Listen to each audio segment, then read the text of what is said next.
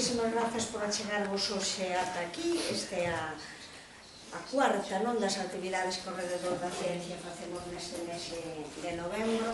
Só comentábamos outro día, cando falábamos da contaminación luminosa, esa necesidade de que cando programas en cultura é necesario ter ese referente, que non se pode falar de cultura se non falas tamén de ciencia. Nese sentido, a ciencia, polo tanto, entendida como progreso que a veces pensamos tecnolóxico, pero de todos os xeitos entendida como outro xeito de comprender o mundo, e iso que de algún xeito partilhamos con Ramón Vilalta, é dicir, a ciencia entendida como cultura no sentido máis amplo do termo, como entendemos o mundo. Ramón Vilalta, el e moita xente da Alexandre Bóveda e xente da SPG que está aquí, compartimos desde hai moitos anos todo o que ten que ver coa divulgación científica, non sendo alumnas del, e ainda que non somos de ciencias, que non se pode dicir neste contexto despois do que vos estou a contar, pero esa necesidade da divulgación científica simplemente para andar polo mundo. Ele é autor de varios libros dese tema, sobre temas de astronomía. Agora mesmo ten xa para sair aí prontinho do Prelo en Xerais un libro sobre a relatividade, e deso do que hoxe vai a falar. Unha moi breve historia da ciencia e esa idea de cousas relativas e cousas absolutas, que seguro que na ciencia, además das relativas, tamén hai moitas absolutas. Así que cando queiran. Moitas gracias. Bueno, comenzar agradecendo a vosa presencia e felicitando a Alexandre Bóveda polo aniversario, que 40 anos, como di o tango, son moitos, 20 anos, 40 o duplican. Agradecendo tamén o interese por introducir algo de ciencia nesta celebración. Bueno, pois o tema, como vedes, é un pouco longo o título, non todo relativo, mas moitas cousas si o son. A miña idea original, cando falei con xente da Alexandre Bóveda, basicamente falar de relatividade, falar de física moderna un pouco, traballar o tema da divulgación científica, efectivamente, tentar facer algo que sexa unha clase de física, poder interpretar que narices é eso da relatividade de Einstein, pero ao mesmo tempo, claro, aproveitalo para revisar algúns conceptos ao longo da historia foron transformando a nosa forma de ver o mundo, de pensar o mundo, de como chegamos a esa relatividade, un pouco sería a idea. Entón aproveitarei para meter moitas pullas polo camiño dende que empezou a historia, empezamos a reflexionar sobre isto. Moitas cosas serán ramas colaterais que, bueno, simplemente despois no coloquio, se trata, creo que o interesante será un coloquio, se alguén quere despois coller por aí, pois collemos por calquer sitio para falar.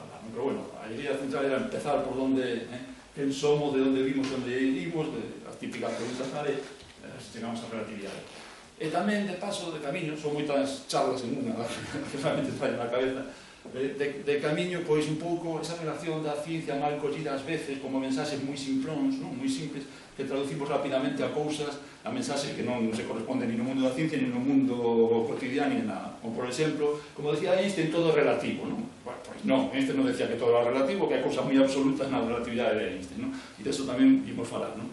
Ou, por exemplo, a típica cousa que levou de Darwin ao neodarwinismo social, cando di os máis fortes son os que sobreviven. Darwin non dixo nada parecido aos máis fortes, ni nada parecido, evidentemente, non? Vai por outro camiño o darwinismo naciente, non? Porque, pois, un pouco tamén, a colación de falar de ciencia, pois un pouco falar de outras cousas que nos poden interesar na vida cotidiana. Bueno, pois, efectivamente, como decía María Xosé, a primeira mensaxe que quería comentar é que a ciencia é unha actividade humana, evidentemente, non pode ser de outras, esa división entre humanidades e ciencias a mí sempre me produce un certo cabreo, por decirlo de alguna forma, porque non deixa de ser unha actividade humana máis, non ten esa división. Outra cosa é que pensemos na aplicación científica, pero tamén podíamos pensar na aplicación de outras ciencias sociais ou de outras cosas, eso non é o elemento, que pensemos en tecnoloxía, efectivamente, esa non é a parte que vou reivindicar aquí da ciencia. Por suposto que todo o mundo pode entender que a ciencia transformou as sociedades e fai televisores, e fai deberes, e fai moitas cousas que nos fan a vida máis cómoda. Pero non é ese o aspecto que me interesaba a mí resaltar, sino a ciencia como elemento de pensar, elemento de ver o mundo. Entón, para mí está integrado radicalmente no que é, bueno, para mí é así, o que veremos é filosofía natural, en definitiva, desde ese mundo. Bueno, entón, a ciencia, efectivamente, unha actividade mona, un evento cultural máis, non? Permitir, bueno, pues, poñer pues, cousas como o reloxo de sol en Ourense, nas Herminas, ou ali do Morrio, ou, por exemplo, falar da estética, non? Que é unha das cousas, os aspectos tecnolóxicos que dicen que non iba a central neles, pero mira como se facía unha central térmica, non? No século XIX, como se fan hoxe en día, non? Esas cousas tan horribles, o sea, non sei por qué, bueno, si sabemos por que está vendido, claro, o tema dos beneficios e todas estas cosas, hai que economizar en un sitio e non é a estética precisamente onde se invierte, non? Pero bueno, cambiou moito a nosa forma de ver moitas cousas, si vemos este tipo de centrais, ou moitas outras, que é a de Londres, pero bueno, comparamos con outras, claro, ou a oficina de pesas e medidas en París, non? Que están vigilantes ali, ali teñen o metro patrón, o kilogramo patrón, a candela patrón. Outro día falábamos da lúa chea, falaban na charla de contaminación lumínica da lúa chea, como iluminaba tal, eso máis ou menos é unha candela de luz, porque un metro todo o mundo sabe o que é, un kilogramo máis ou menos, un segundo tamén, as unidades patróns, non? Digamos, que temos, que están tratando ali na oficina de pesas e medidas, pero unha candela patrón non, bueno, pois máis ou menos é unha lúa chea, e todas estas medidas proveñen de unha revolución, a Revolución Francesa, ou sea, hai aí toda unha serie de cousas detrás que hai que escaravellar, o sea, por que viñeron así e a donde van, ¿no? Para que nos sirven como elemento de pensamento. E tamén dentro dos soños, non solamente pensamos, sino tamén soñamos e anhelamos cousas, ¿no? Este é un cadro que fixo a pintora catalana Ángeles Santos, tiña 17 anos, ela cando fixo, ¿no? Entón, bueno, pois era unha recreación, claro. Estamos falando de 1929, ¿no? Estamos falando de unha época todavía, pasaron moitas cousas dende entón. Temos a outra forma probablemente de ver moitas cousas do mundo, ¿no? Pois había un mundo cúbico con xente, ¿no? Con xente xogando, bueno, é unha pena que a foto non fai xustiza ao cadro, ¿no? Pero bueno, é un cadro que recomendo que busquedes en internet onde sexa, porque realmente merece a pena todas esas cotidianidades que ela imaginaba nun mundo ainda non tiñamos unha foto da Terra como planeta, ¿no? Entón, a proposta é empezar en un sitio que ahora, por certo, está bastante, lamentablemente, nos telediarios, como unha zona tremenda, non? O tema da guerra, pero que realmente é origen de moitas das cousas das que hoxe en día pensamos, non? E quería venirme á zona da Sonia, onde naceron, onde estaban os sonios, que os primeiros naturalistas de algún xeito, non? Que empezaron a ver a natureza con uns ollos diferentes ata que entón se veía, non? De alguma forma foron o inicio da observación.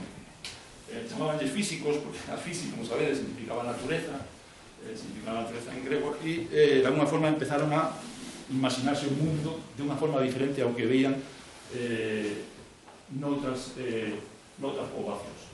Tiña unha particularidade, non? Era unha terra, Mileto, a principal cidade, era unha terra moi encellada ao mar e ao comercio con outras poblacións, outras culturas, e claro, se ali adoraban a Zeus, ali adoraban a Marzuk, ali adoraban a Amón, pois eles pensaron, pois, por que Amón ou Zeus ou non sei que, pensemos, obviemos isto e pensemos de outra forma, observemos a natureza con outros ollos. E aí foi o inicio de algo importante, que é a observación. Non chegou, claro, non vou dicir que a ciencia empezou aí, pero a filosofía, todo o mundo a sitúa, como sabedes, probablemente moitos de vos, pois a sitúan cos naturalistas sonios, non? Os socráticos e todo isto. A ciencia como tal non, porque a ciencia require un elemento máis que en aquela época non podían, a sociedade da época non tiña elementos para desarrollar. Os homes libres que pensaban en aquel momento non tiñan necesidades, digamos, experimentais, mecánicas, materiais, que facer da mesma forma, e non evolucionou, a sociedade non requería. De feito, hai moitos xogos que hoxe en día se poden usar, a Eurípida, moitos xogos que se facían con auga quente e cousas así, porque non tiñan ninguna aplicación e non foi máis alá. Pero a observación sí que non la deixaron. Obviar os deuses e pensar, observar as cousas. Por que esta pedra está aquí se esta pedra antes estaba no fondo do mar, ou ten pinta de que estaba no fondo do mar porque ten determinados fósiles ou o que fose. Esa idea de pensar o mundo máis alá das creentas, intentar indagar, pensar. Pois, basicamente, aí podíamos localizar. Aí localizan o nacemento incluso da filosofía. Chamaban de físicos, o planteamento físico, bueno, físicos. Físico, unha palabra relevada ao mundo moderno, de físics, nos chamamos moitos, podedes ver que chaman física. Pero bueno, nos quedamos con esa idea. Idea que, por exemplo, se día nas clases, nos institutos, moitas veces se día física para a medicina non ten moito sentido porque non sei que, ou para a fisioterapia, todo ven do mismo, física, fisioterapia, e todas estas palabras teñen o mismo orixe, de algún xeito. Esta cosa admito tamén que son moi militantes reivindicando a física como elemento de cultura, tamén no ensino, por suposto, sobre todo no ensino. E hai un problema neste país e neste estado con esta historia. Verémoslo máis adiante con un país. Entón, efectivamente, empezaron a pensar a natureza de outro xeito, con outros ollos, máis alá dos deuses, e chegaron a algunhas cousas realmente que prometeron cousas. Como non imos falar despois do método científico, non quixera ser moi pesado con esta historia, adiantarmos que eles efectivamente iniciaron a observación, pero faltaba un método experimental, non? Que chegará con Galileo e posteriormente con Galileo e Newton. Simplemente decir unha cousa, en ciencia non vale calquera afirmación, as afirmacións teñen que ser comprobables, é unha cualidade básica, non? Que se non se pode comprobar a súa veracidade ou falsedade, non ten sentido como tal a afirmación, non? Digo porque hoxe en día se confunden moito estas cousas, non? A veces nos venden cousas como é científico, non? Por exemplo, a lúa está feita de queixo, é unha afirmación científica, algunos sempre se sorprende moito cando digo, a ver, que opinades sobre esta afirmación? É científico ou non? A lúa está feita de queixo. Todos dicen que non, claro. É científica, na medida que sea comprobable é científica, pero é errónea, claro. Quero dicir que científico non é sinónimo de veracidade, non é sinónimo de válido, non? Necesariamente, pero é un requisito previo que se xa comprobable. Pode ser científica e incorrecta, non? Pero moitas veces nos bombardean con cousas que non son ni científicas ni planteables siquiera, non? Se parten de hipótesis que non son tales hipótesis porque non van a ser nunca comprobables, son simplemente opinións, non? Típicas cousas como, por exemplo, que a reforma laboral é a que causou non sei que historia neste momento, non? A salir da crisis. Primeiro habría que mirar se salimos da crisis e despois se a reforma laboral que está detrás de eso, etc. A mellor estamos metendo aí moitas variables e moi pouco espacio, non? Quero dicir que as cousas hai que ver con un pouco máis de perspectiva. Non son mensaxes tan simples a veces. Ben, bueno, pues efectivamente estudiaban a natureza e dentro da natureza unha parte moi importante da natureza era o noso ceo, non? O ceo, efectivamente, hai que conocer, supoño que a constelación que vedes aí, non? Está feita con un minutos de disparo e entón salen como trazas, pero bueno, vese Orión, non? E creo que se ve ben, non?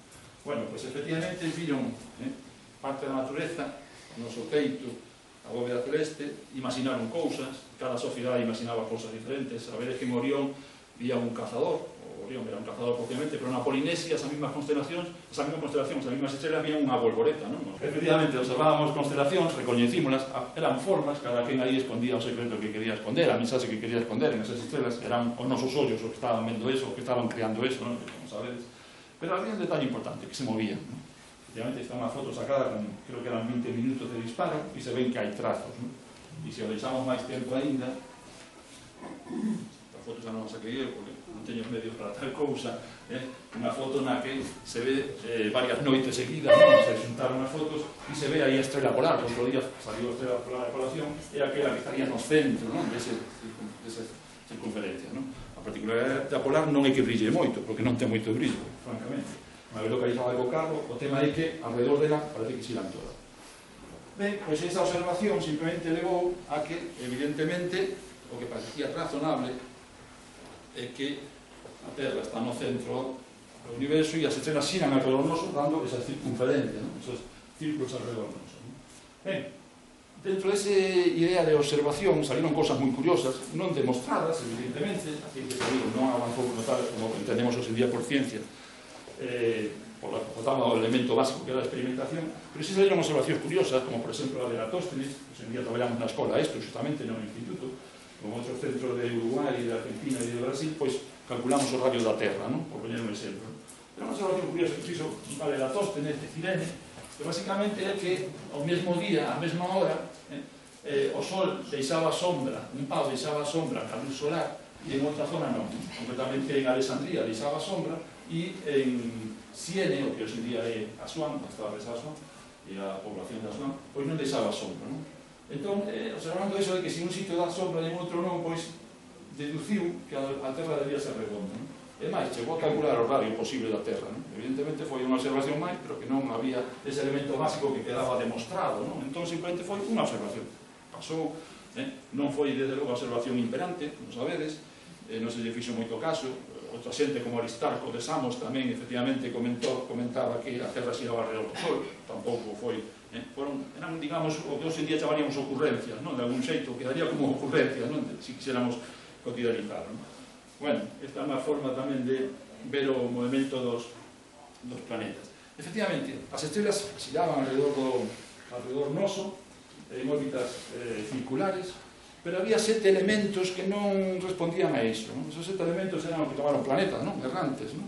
Hoxe en día estudiamos moi facilmente isto con unha caixa de zapatos. Facemos un furado aquí, de un ocular, e no outro lado ponemos unha lámina transparente, os rapaces van, miran algunha estrela, miran o que é supuestamente un planeta, van 15 días despois e ven que cambiou de sitio. Os planetas se moven con respecto ás estrelas, por eso se chamaban errantes. Os planetas daquela, os planetas visibles daquela eran o Sol, fixados, o Sol, a Lúa, hoxe en día non nos catalogamos de planeta, evidentemente, o Sol, a Lúa, Mercurio, Venus, el Marte e Xúpiter, e Saturno, 7.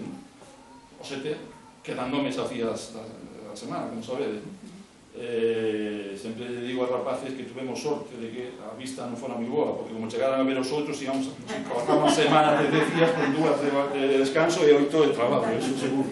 Pero afortunadamente Neptuno, Urano e Plutón non eran visibles, entón a semana quedou en 7 días. Bueno, pois esta é unha forma de observar unha cosa importante que logo veremos posteriormente, que o movimento é relativo.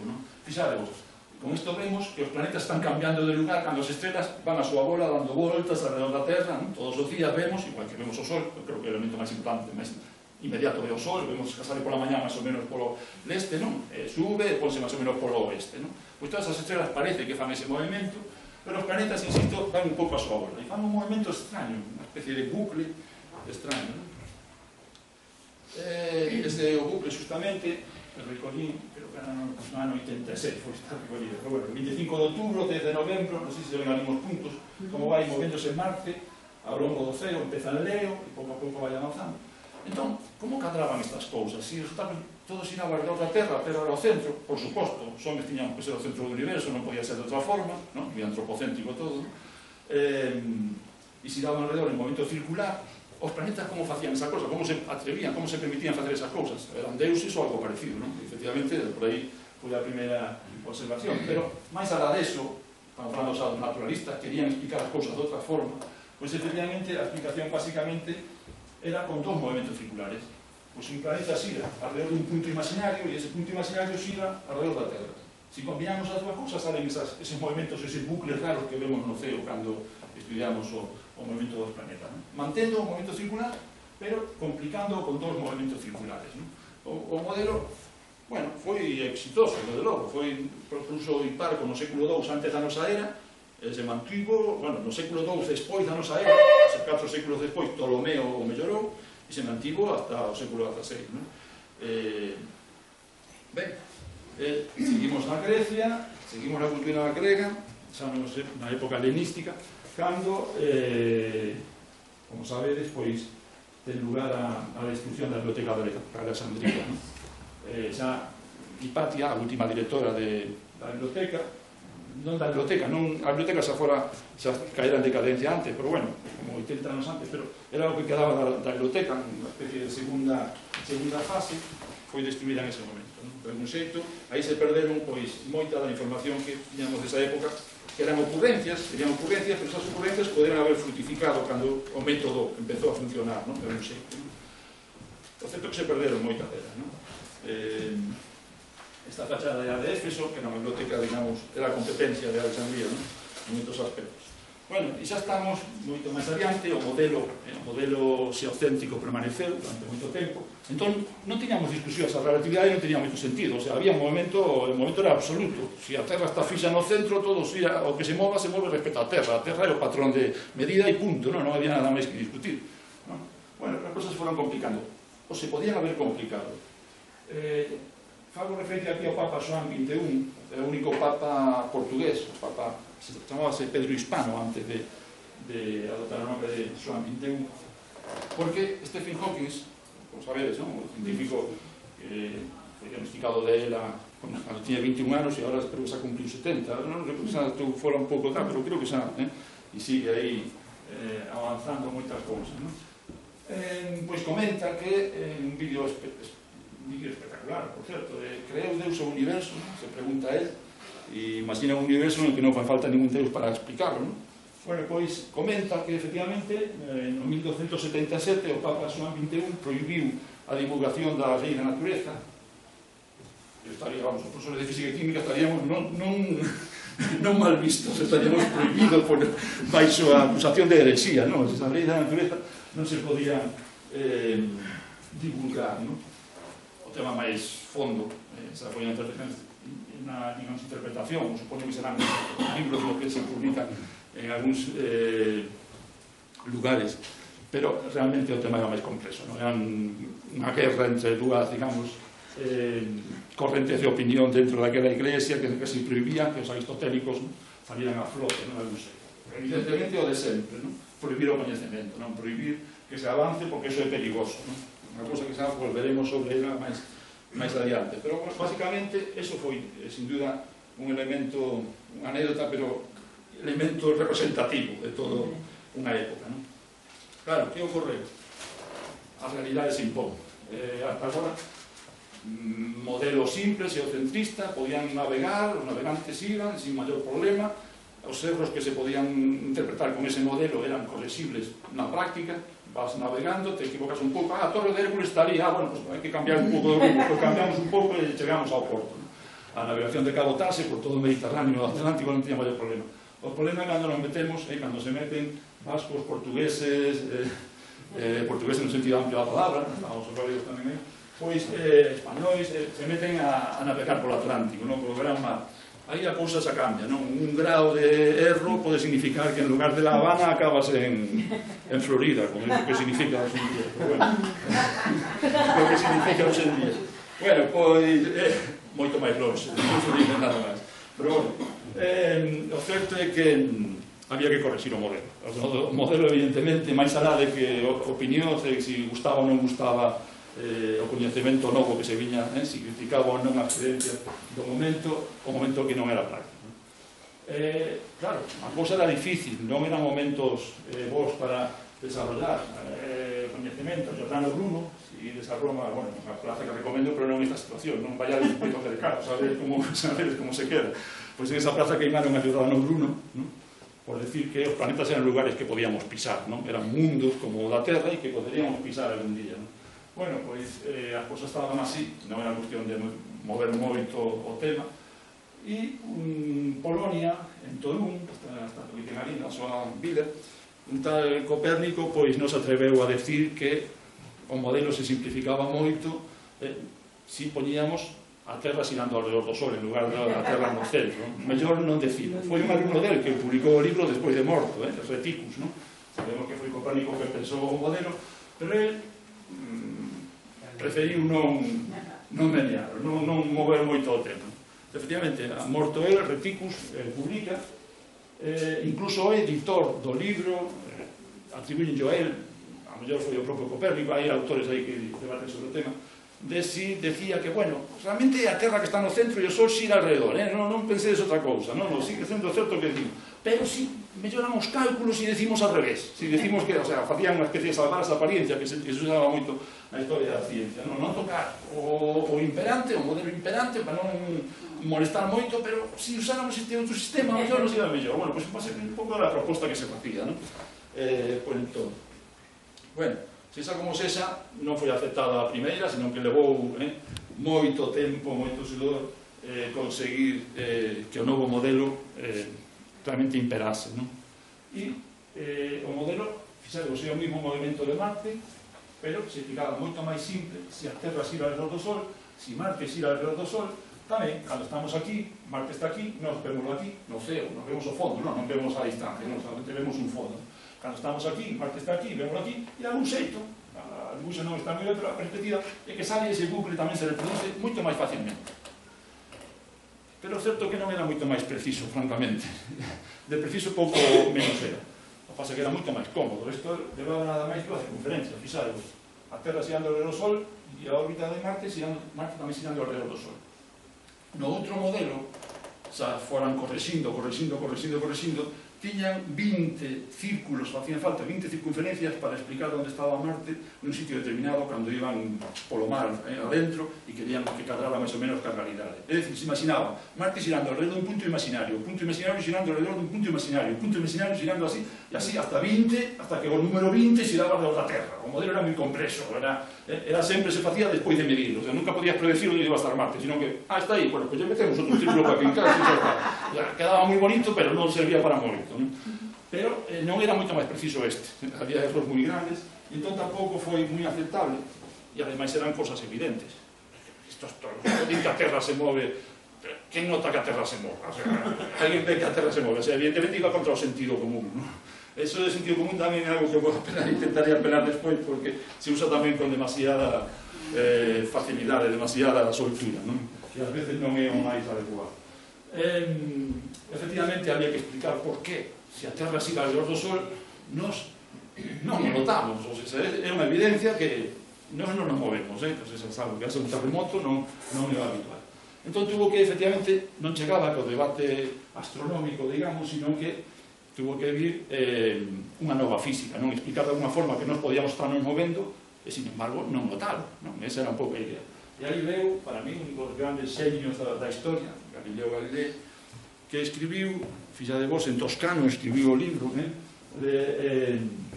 escribiu varios, pero entre eles o diálogo entre os dous mundos, non? No que explicaba efectivamente algúns elementos básicos da física clásica. Aquí empezamos ca física clásica. Entre outras cousas, Galileo introduciu a idea do método experimental, a idea das matemáticas, él decía que a naturaleza estaba escrita en linguaxe matemático, e explicou toda unha serie de cousas. Esta non vamos a entrar en esta diapositiva, porque basicamente unha das formas de corregir a precisión dese método foi outra persoa, un tal Johannes Kepler, un pitagórico que buscaba unha relación entre os sólidos pitagóricos e todas estas cousas, os sólidos regulares, pero se deu conta, decatouse de que se as órbitas fosen elípticas encaixaba todo perfectamente. Efectivamente, a Terra siga alrededor do Sol en órbitas elípticas e todo queda perfectamente predecible. Podemos saber onde vai a estar cada planeta en cada momento e comprobar a partir de aí e corregir a nosa posición no mar, ou no deserto, ou en un sitio onde non teñamos outra referencia, simplemente co ceo. Pero quería preguntarlo aquí por isto. As matemáticas. As matemáticas é o gran non sei, ogro donde de moitas persoas, cando falamos desta división ciencias, letras, estas cosas, eso son matemáticas, eso son contas, eso son tal, non? Fixadego, non? A matemáticas non deixa de ser iconos, hoxe en día está de moda os emoticonos estos, pois son os primeiros emoticonos, non eran emoticonos, eran iconos simplemente, non sabían, un tal Robert Recorde trouxe mundos, exemplos, pero se pode localizar calqueira, non? 1575, estaba farto de poñer, pois se x é igual a non sei que, se x máis 3 é igual a non sei que, estaba farto de tanto escribir igual, e a partir de ahora igual vai ser dúas líneas, punto. E aí inventou este icono, de acordo? Este signo de igual, a partir de aquí xa quedou inaugurado unha forma abreviada de escribir as cousas, pero non era máis que eso, os indios rapaces o escriben poñendo unha cara sonrinte e aí quedamos todos, e non nos asustamos, non? Dicimos, mira que cousa máis simple, o sea, pois non era máis que eso no fondo, o sea, non tiña máis que elementos lóxicos, entón había que desarrollar, claro, había que ter, non? Traballalos, como toda a vida que traballalos, senón as cosas non van variante, e simplemente era unha forma de introducir as matemáticas, non? Elementos importantes. Bueno, pois con todo ese bagaxe, Galileo xa empezaba a plantexar unha nova física, pois Isaac Newton, que pode ser presidente, director da Royal Society, pois publica un libro en 1687, un libro en latín, publica, por certo, Principios Matemáticos de Filosofía Natural. En aquela época, hoxe en día conocemos como física, era filosofía natural. Volvo ao de antes de ciencias e letras, esas divisiones forzadas que a veces facemos, non? Bueno, forzadas ou non, tamén son aceptables, pero xa, facemos con certo sentido, en este caso sí, sentido común, vuelvo a decir, ainda que insisto que se pode abusar moito de él, en este caso eu creo que despois veremos por qué me refiero ao sentido común. Entre esa física nova, a primeira idea era que o movimento é relativo. Un corpo pode estar ao mesmo tempo en repouso e pode estar en movimento, non? Cousa que antes, insisto, se a Terra estaba no centro, se a Terra estaba en repouso, todas as cousas se movían respecto á Terra, o movimento era absoluto, era algo respecto á Terra, non? Bueno, pois, as cousas a cambiaron, nos movémonos e non nos enteramos, o sea que aquí hai algo que hai que explicar, non? Bueno, pois o movimento efectivamente é relativo, que esta silla, en este momento, respecto ao chan, está en repouso, evidentemente, non se move. pero respecto ao Sol, móvese. Móvese, xa o digo, a 30 km por segundo. 30 km por segundo son 108.000 km por hora, que non é pouca velocidade. Sabedes por que non é algo evidente? Porque nós sabemos, movemos a esa mesma velocidade, entón, como movemos todos a mesma velocidade, mentre non haxa un frenazo, nin unha aceleración, pois se frena ou acelera, si nos imos enterar todos. Pero, mentre non ocurran esas cousas, todos imos a mesma velocidade e pasa, pois, imperceptiblemente por a nosa vida cotidiana. Os obxectos poden estar en movimento ou en repouso, depende respecto a que. Sempre les conto aos rapaces o mismo chiste, que o tempo... Os profesores vellos facemos sempre a mesma temos os mismos recursos. Entón, o típico de si vos para a Guardia Civil e vos multa por ir a 80 dun sitio que o máximo eran 70, non vale decir que vos ibades respecto ao coche a velocidade cero, non vale. É certo que ibades a velocidade cero, pero damos por sentado que todos medimos a velocidade respecto ao chan en estas cousas, de acordo? En estas cousas. Non, o momento relativo, pero claro, ás veces damos por suposto respecto a que estamos medindo. Ben, fixados, o relativo que é a Terra móvese a 30 km por segundo ao redor do Sol, pero todo o sistema solar, o Sol e a Terra, móvese a 230 km por segundo, moito máis aínda, pois umas casi 8 veces máis, ou seja que casi 800.000 km por hora de velocidade alrededor do centro da galaxia, alrededor do centro da galaxia. E toda a galaxia móvese a 40 km por segundo hacia Andrómeda. Dentro de unos 1.000 millóns de anos probablemente hace un choque galáctico, un cambiolito de choque intergaláctico, unos 2.000 millóns de anos. E non notamos, non somos conscientes deste movimento, ni tampouco necesitamos especialmente adquirir conciencia de tal movimento. E dentro desa relatividade, unha cousa que lamento que teña que mencionar, pero sí que hai un pequeno cálculo matemático para prepararnos para entender despois o evento. Básicamente, se o momento é relativo, a velocidade sumanse. Que quero decir? Mirad, se vas nun tren que vai a 100 km por hora, imaginamos que isto fose un tren, vai a 100 km por hora, e eu vou a 5 km por hora para lá, respecto ao tren, o meu movimento respecto á estación é 105, súmase, non? Se suman as velocidades lá, non? Se ti vas nun tren e encima vas máis para diante, pois chegarás antes que o que se quede sentado no último vagón do tren, non? Non sei se me explico. Bueno, polo contrario, se o tren vai a 100, pero ti vas en 5 para atrás, non? Súmanse, pero restando, non os números, fixados, que curioso, non? Unha cousa curiosa, En física 2 máis 1 non son 4 sempre, Se un tira para lá con 2 e outro tira para lá con 2, a suma é 0, a cousa non vai, non sei se me explico.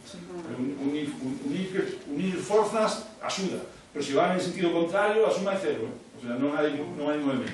Bueno, pois aquí ocurre igual. Se o tren vai a 100 km por hora para lá e nos imos a 5 para lá, a suma son 95. Hai un caso extremo, sempre o poño tamén como exemplo, nun gimnasio. A xente vai ao gimnasio a facer footing en lugar de facer unha rúa co aeróbic o velocidade e tal, van a unha cinta que se ponga unha velocidade e ti vas a velocidade contraria. Entón o movimento respecto ao chan é cero, ti non sales do gimnasio ou disparado, o sea, estás ali constantemente todo o tempo, non? Pero depende aí, non? Ti vas a imaginaros a 10 km por hora para lá, a cinta ven a 10 km por hora para aquí, a suma é cero, 10 máis menos 10, cero, de acordo? O sea, é unha cousa curiosa, insisto, non vamos a afrontar moito en isto nas matemáticas, pero a velocidade sumas, Isto é importante despois ver. E ademais, ningún experimento da mecánica, decía Galileo, seguimos con Galileo e con Newton de alguma forma, compartiron esas cousas, ningún experimento da mecánica permite distinguir nos sistemas sin aceleración, sempre que non se acelere, insisto, se algo se acelera, vai para diante ou frena, un tipo de aceleración, al fin e al cabo, nos pode chamar a atención un pouco, unha aceleración, aí sí que notamos as cousas, se ti vas nun bus, o bus acelera, nota, non? Para onde diríamos, se o bus, se imos para diante o bus acelera, nos quedamos hacia atrás, non? Imos ao revés. Se imos en un bus e frena de golpe, nos imos para diante de cabeza. Pero se o bus vai a velocidade constante, se pudera ir sempre a mesma velocidade, non notaríamos o movimento. Non sei se tedes experiencia de andar en barcos, un barco ás veces podes non notar o movimento, non? Se pode xogar ao ping-pong, os típicos tal, fixe 3 veces o de Uruguai e Galicia, pois nacen en Uruguai, 3 veces tengo que vir en barco e ir, volver, teño esa experiencia de que o barco non notas o movimento, salvo porque ves que se move, claro, pero que non notaría. Bueno, pois, basicamente, se tiras unha pedra vertical, caiche nos pés. Se ti vas nun carro e lanzas a pedra en vertical, tamén che cai nos pés. Certo, desde fora non o ven así, desde fora ven que fai unha especie de curva rara, pero ti, se lanzas a pedra, igual que no momento que sube, tamén se move en outra dirección, e a pedra cae aquí, vale? Pues como estás aí xa, entón, pode checar nos pés. E non hai ninguna forma de que un sistema sexa mellor que o outro. Sistema, cando falo de sistemas, por certo, de formación profesional, son puntos de vista, digamos, de un xeito, non? O sea, os observadores, as persoas que vemos as cosas, podemos estar sentados nun coche, podemos estar no planeta Terra movéndonos a 30 km por segundo, ou podemos estar nun sitio que este fixo, que consideremos fixo por conveniencia. Por exemplo, a Terra, non? En este caso é o mellor, o chan, non? Ben, basicamente, entón, non hai ningún sistema privilexiado. O que si hai, sistemas que nos fan a vida máis cómoda, que podemos estudiar mellor, podemos ver mellor o universo, e sitios onde máis incómodo. Hoxe en día, por certo, despois de todo ese debate que houve entre si a Terra se iraba alrededor do Sol, o Sol alrededor da Terra, en astronomía, todas as medidas as facemos considerando a Terra no centro do universo. Son medidas topocéntricas e xeocéntricas. Logo as pasamos, efectivamente, como ecuacións matemáticas, se pasan ao Sol como centro, ou ao centro da galaxia, ou sea, hai coordenadas de moitos tipos diferentes, para a conveniencia en función do que estemos estudiando. Pero as medidas realmente as tomamos desde aquí, desde a Terra, non as tomamos desde o Sol. Entón, sería moi incómodo considerar o Sol como centro e facelo desde ali. Supoñer que verían desde o Sol, xa. Nos sabemos desde aquí. E logo as transformamos, de acordo? Non é un problema. O si importante é que non hai ningún sistema privilexiado. Todos os sistemas son válidos, sempre que non se aceleren, que non vayan con aceleración. O frenazo que é o mismo. Ben, temos a física de Galileo e de Newton. 1687 publica o libro Newton. E cando chegou a Galicia? Bueno, pois a Galicia, a primeira referencia que temos, Francisco de Neira, de Lugo, foi a Edimburgo, e de ali nos trouxo a primeira física, non? Pois unha foto de Edimburgo, un pensador aí do Monasterio de Chaguasa, por poñer algo para mentras vos conto isto, pero realmente o interesante é que Francisco de Neira chegou aquí en 1789, e o primeiro que conseguiu desde Francia, entón estaba en Francia, pero, bueno, a través de intermediarios conseguiu que esa física, unha cátedra de física que quedaba valena na Universidade de Santiago, era o Dr. Cao, daba clase de física, e para entón os requisitos era ser teólogo. Todavía seguíamos cas anteriores cousas, non? Os acordáis da prohibición do Papa que decía que non sei que, non sei cuánto, pues todavía ganar esa corriente de opinión en moitos sitios, en outros avanzaran un pouco, os aristotélicos xa eran tal, e aquí tamén ganaran de alguma forma, porque os aristotélicos, todo o claustro na Universidade de Santiago eran aristotélicos, pero este home viña con outra idea, non? Viña ca física de Galileo, a física de Newton, sobre todo, en 1789 conseguiu, efectivamente, que a plaza se abrira para os médicos. Entón eran médicos, acordaron, médicos, física, naturaleza, non a física de hoxe en día pensamos física, senón, pero a física experimental empezaron a dar médicos, non? E ele efectivamente era médico, conseguiu esa plaza, en 1796 tuvo que marchar, porque era o único que defendía esta doctrina, se le fixo a vida imposible, e tuvo que marchar. Logo viñeron outros que efectivamente consolidaron a física experimental de Galileo e de Newton, pero xa digo, todo levou o seu tempo, e todo leva o seu tempo, porque non é nada intuitiva, é certo, non? Hai cousas da física de Galileo, Newton, xa digo, eso de que a Terra non se move, perdón, que a Terra se move, non? Parece, non? Que nos parece raro, porque as evidencias parecerían decir o contrario. Está en blanco porque simplemente quería chamar a atención sobre este libro, que recomendo especialmente, Breve Historia da Ciencia Española, de Leoncio López Ocón, non? Aí nos fala de todos os altibaixos, que, bueno, máis ben baixos, non? Vamos un progreso moi baixo sobre a ciencia española, cando en algún momento se levantou un pouco de cabeza, porque chamou a cajalización, non? Ramón y Cajal, o premio Nobel, tal, en medicina, non? Bumba, a guerra civil acabou con todo ese proceso que basicamente levaba un pouquinho de visa de ir para diario, non? En física e química, de logo, non estábamos nada, non é para presumir en España de ciencia, non?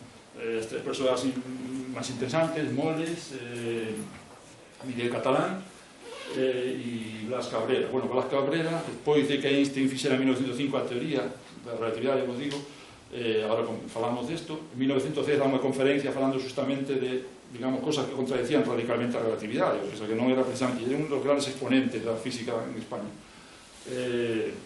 Despois se fixo un adepto, e casi un adicto a relatividade, pero en principio tardou, todo costou moito, non? Pois xa digo, cando non hai efervescencia, cando non hai ambiente adecuado, as cousas non progresan. En mala terra non se... as cantas non van fallar. Bueno, pois, dentro desta historia, de que os digo, que levou moito tempo, consolidar simplemente a física de Newton, acordado, o movimento é relativo. A Terra non está no centro do universo, a Terra xira alrededor do Sol. Bueno, pois, basicamente, chegamos a anécdotas curiosas, unha anécdota que se cita no libro de Ciencia, Tecnología e Sociedade. Pois, donde Benjamin Franklin, sabedes que foi inventor do pararrayos, era un líder revolucionario das colonias norteamericanas, non? Loitou por a independencia desas colonias respecto a Gran Bretaña, inventou o pararrayos que era un elemento en punta. Hoxe en día, bueno, hoxe en día hai moitos tipos, non? Estamos electrificados, pero naquela época era basicamente unha varella metálica conectada ao chan, de forma que a electricidade descarga moito mellor nas puntas. Hai un termo que se chama así, termo das puntas, non? Bueno, pois, George III, o rei británico, como o Franklin decía que o pararrayos remataba en punta, e non podía ser así, non podía aceptarlo, porque eran rivales, enemigos políticos, enemigos de... En todos os aspectos, pois, dixo que tiña que acabar en bola. O pararrayos tiña que acabar en bola, non podía acabar en punta, non? E entón aí interviu a Royal Society, o director da Royal Society, efectivamente, tuvo que decir: majestad, las leyes de la naturaleza non se decretan, non? Se aprenden, non? Bueno, pois, é un elemento importante tamén que ás veces non o temos claro. As leyes da naturaleza non se decretan, se aprenden. Ou as aprendemos ou van pasar por enriba de nós, simplemente, non hai outra... non temos outra cousa. Outra cousa é como se aprendan, pero desde logo non podemos nos cambiar. Algunas veces parece que hai quen cree que por ter un primo físico non sei onde, que se cree que a lei da natureza que vamos a cambiar nós ou algo así, non? Si veñen en riba, se nos veñen en riba, ou somos espabilados e reaccionamos ante eso e actuamos en consecuencia, ou non. Estou falando do cambio climático, supoño que eixe de falar de negacionistas e todos estos, non? Que teñen tanto sentido común, que o sentido común o teñen, que chega a un metro alrededor da súa cabeza, e non máis. Bueno, pois, efectivamente, temos mecánica de Newton e de Galileo, pero se iban desaparecendo outras corrientes dentro da física, como, por exemplo, o electromagnetismo, non? A electricidade e o magnetismo, por separado, a electricidade e o magnetismo, non? Aquí quería mencionar a unha persoa, son un gran admirador de Michael Faraday, un rapaz empezou a traballar falta de medios con 14 anos encuadernando libros, e encuadernando libros chamoulle a atención un libro de física. Empezou a ler un libro de física e quedou tan entusiasmado ca física, acabou sendo unha persoa que solamente sabía sumar, restar, multiplicar e dividir. Ninguna outra operación desta física que estudiamos en día os rapaces de segundo de bachillerato, pero foi o gran genio que chegou a dar unha conferencia cada venres na Royal Society. Todos os venres daba unha conferencia a Michael Faraday, cando xa foi, en principio era salir un rapaz que empezou traballando encuadernando, foi acogido por Humphrey Davy, un químico, traballou ali, foi ascendendo, foi aprendendo, non tuvo ningún título máis alá, pero chegou a idea de campos eléctricos, a idea de campos a desarrollou perfectamente, era moi ameno nas súas charlas, e un día contan a lenda de que foi un ministro e le preguntou: sí, moi bien, isto me parece moi interesante, pero para que sirve? Según contan a anécdota, lle dixo: pois ainda non o sei, pero estou seguro que dentro de uns anos ustedes nos cobrarán impostos por aplicarla. Acababa de inventar a central eléctrica, a base da inducción electromagnética, a base de todas as centrales eléctricas, sean térmicas, sean hidroeléctricas, sean eólicas, a que sean, usan o principio que descubriu Michael Faraday. Un rapaz sabio que empezou así, como empezou. Bueno, está enterrado no cementerio de Highgate, non? Está Karl Marx, en Londres. Unha tumba que non ten nin acceso. Intentei chegar a ela e non había forma de tal. Chovera moito e entón non se podía chegar hasta ali. Pois ali, e por expreso desexo dela, ademais, porque lle ofreceron chegar a ser enterrado como Sir, non? Sir Newton e Sir Darwin e tal. El negou esa historia, non? De algún xeito me parece algo interesante para ver un pouco o afán polo conhecimento como algo distinto ao afán por outras cousas, que a veces se mezclan. Bueno, pois el electromagnetismo, efectivamente, decía que estudiaran a electricidade por un lado e o magnetismo por outro. Hasta que chegou, pois, tamén grandes genios, Maxwell, que unificou os dous. Efectivamente, fixe unha teoría que explicaba a electricidade e o magnetismo e todo dentro de unha mesma teoría. Explicaba perfectamente as dúas cousas. E a eso se chamou electromagnetismo. O electromagnetismo, desa teoría, se predecía unha cousa, que debía haber unha cousa que chamaran ondas electromagnéticas. Depois terá interés na relatividade tamén isto. Unha cousa que debían ser ondas electromagnéticas. E ademais se podía calcular a que velocidade debían ir as ondas electromagnéticas esas, non?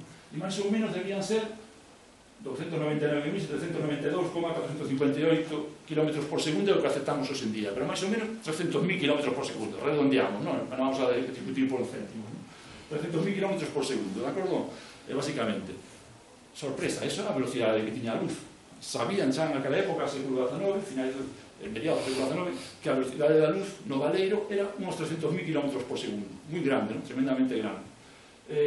Entón, esas ondas electromagnéticas debían ter algo que ver ca luz. De feito, a luz era unha onda electromagnética, non? Sabemos hoxe en día, ou creemos que é unha onda electromagnética. Despois digo de creemos porque o nacemento tamén da física cuántica tamén está metido en isto. Pero bueno, parecía que todo encaixaba. A luz é unha onda electromagnética, moi ben, estupendo. Isto vai, non vai. Ah, sí. E ainda temos que meter un terceiro elemento antes de empezar a falar da relatividade, os átomos. A finais do século, ten unha foto de átomos, por certo, está vendo átomos, átomos de tungsteno, átomos de wolfram, cada un deste contiña un átomo, pasa que se moven moito cero, non? Para que non se movera ningún tiña que estar a 273 grados baixo cero, non? O que chaman cero absoluto, eso, bueno, 173,15, non? Hoxe en día se alcanzou hasta 1000 millonésima de grado dese, pero todavía non chegamos a 0,0, entón sempre se vai estar movendo algo, non? As fotos salen movidas de alguna forma. Pero bueno, se ven bastante ben moito cero, non? Os átomos era unha cousa que estaba fora totalmente de nosa escala, o sea, un átomo é algo inimaginable. Estaba dentro das ocurrencias daqueles que vos contaba ao principio, Demócrito de Abdera comentou que o mundo podía estar feito de átomos, non? A Abdera non caía na Sonia, caía un pouco máis arriba, no Mar Negro, pero bueno, eran tamén ocurrentes, a xente era moi ocurrente en aquela época, teña pouca televisión que ver, entón teña moito tempo para ocurrirse de cousas. O pasa que a Abdera era como hoxe en día Lepe, non? Parece que se contaban chistes entre o grego de este é da Abdera, bueno, pois non lle fixeron moito caso, pero o certo é que comentou que o mundo podía estar feito de átomos, pero en esta época empezamos a ter xa a convencemento de que sí, que pode que sí, que os átomos explican moi ben moitas cousas, teoría cinética, estas cousas explican. Bueno, pues efectivamente saliron dos modelos, os primeros modelos, 1896, Thomson descubre os electróns e pensa que os átomos son algo que ten electrón centro. Rutherford mellora o modelo, justamente unha cosa que quería chamar a atención, en 1905 Rutherford presenta o seu modelo atómico fixado de onde, non? Na Sociedade Literaria e Filosófica de Manchester, non? Sociedade Literaria e Filosófica de Manchester, o sea, eso sí que intentar unir cultura, ¿no? Entender unha única cultura, ¿no? Que é unha forma de ver o universo e non separarnos aí, non? O sea, non imagino hoxe en día que se presente un traballo deste tipo nunha sociedade literaria filosófica, non? Seguro que se presenta no CERN ou estos sitios así, con xente con bata e non sei que, o sea, unha cousa moi tal, non? Por precisamente afecta a un sector de tal, non? Claro, estou facendo trampa tamén, nesa sociedade, porque temos un concepto diferente de sociedade literaria e filosófica. Aí militaban moitos científicos da época, non? Traballaban no círculo literario, non? Sino no círculo filosófico, non? Estaba John Dalton, hoxe en día Dalton o conocemos, nos deixou o nome nunha doenza, non? Tiña a cromatopsia, sabemos, daltonismo, non?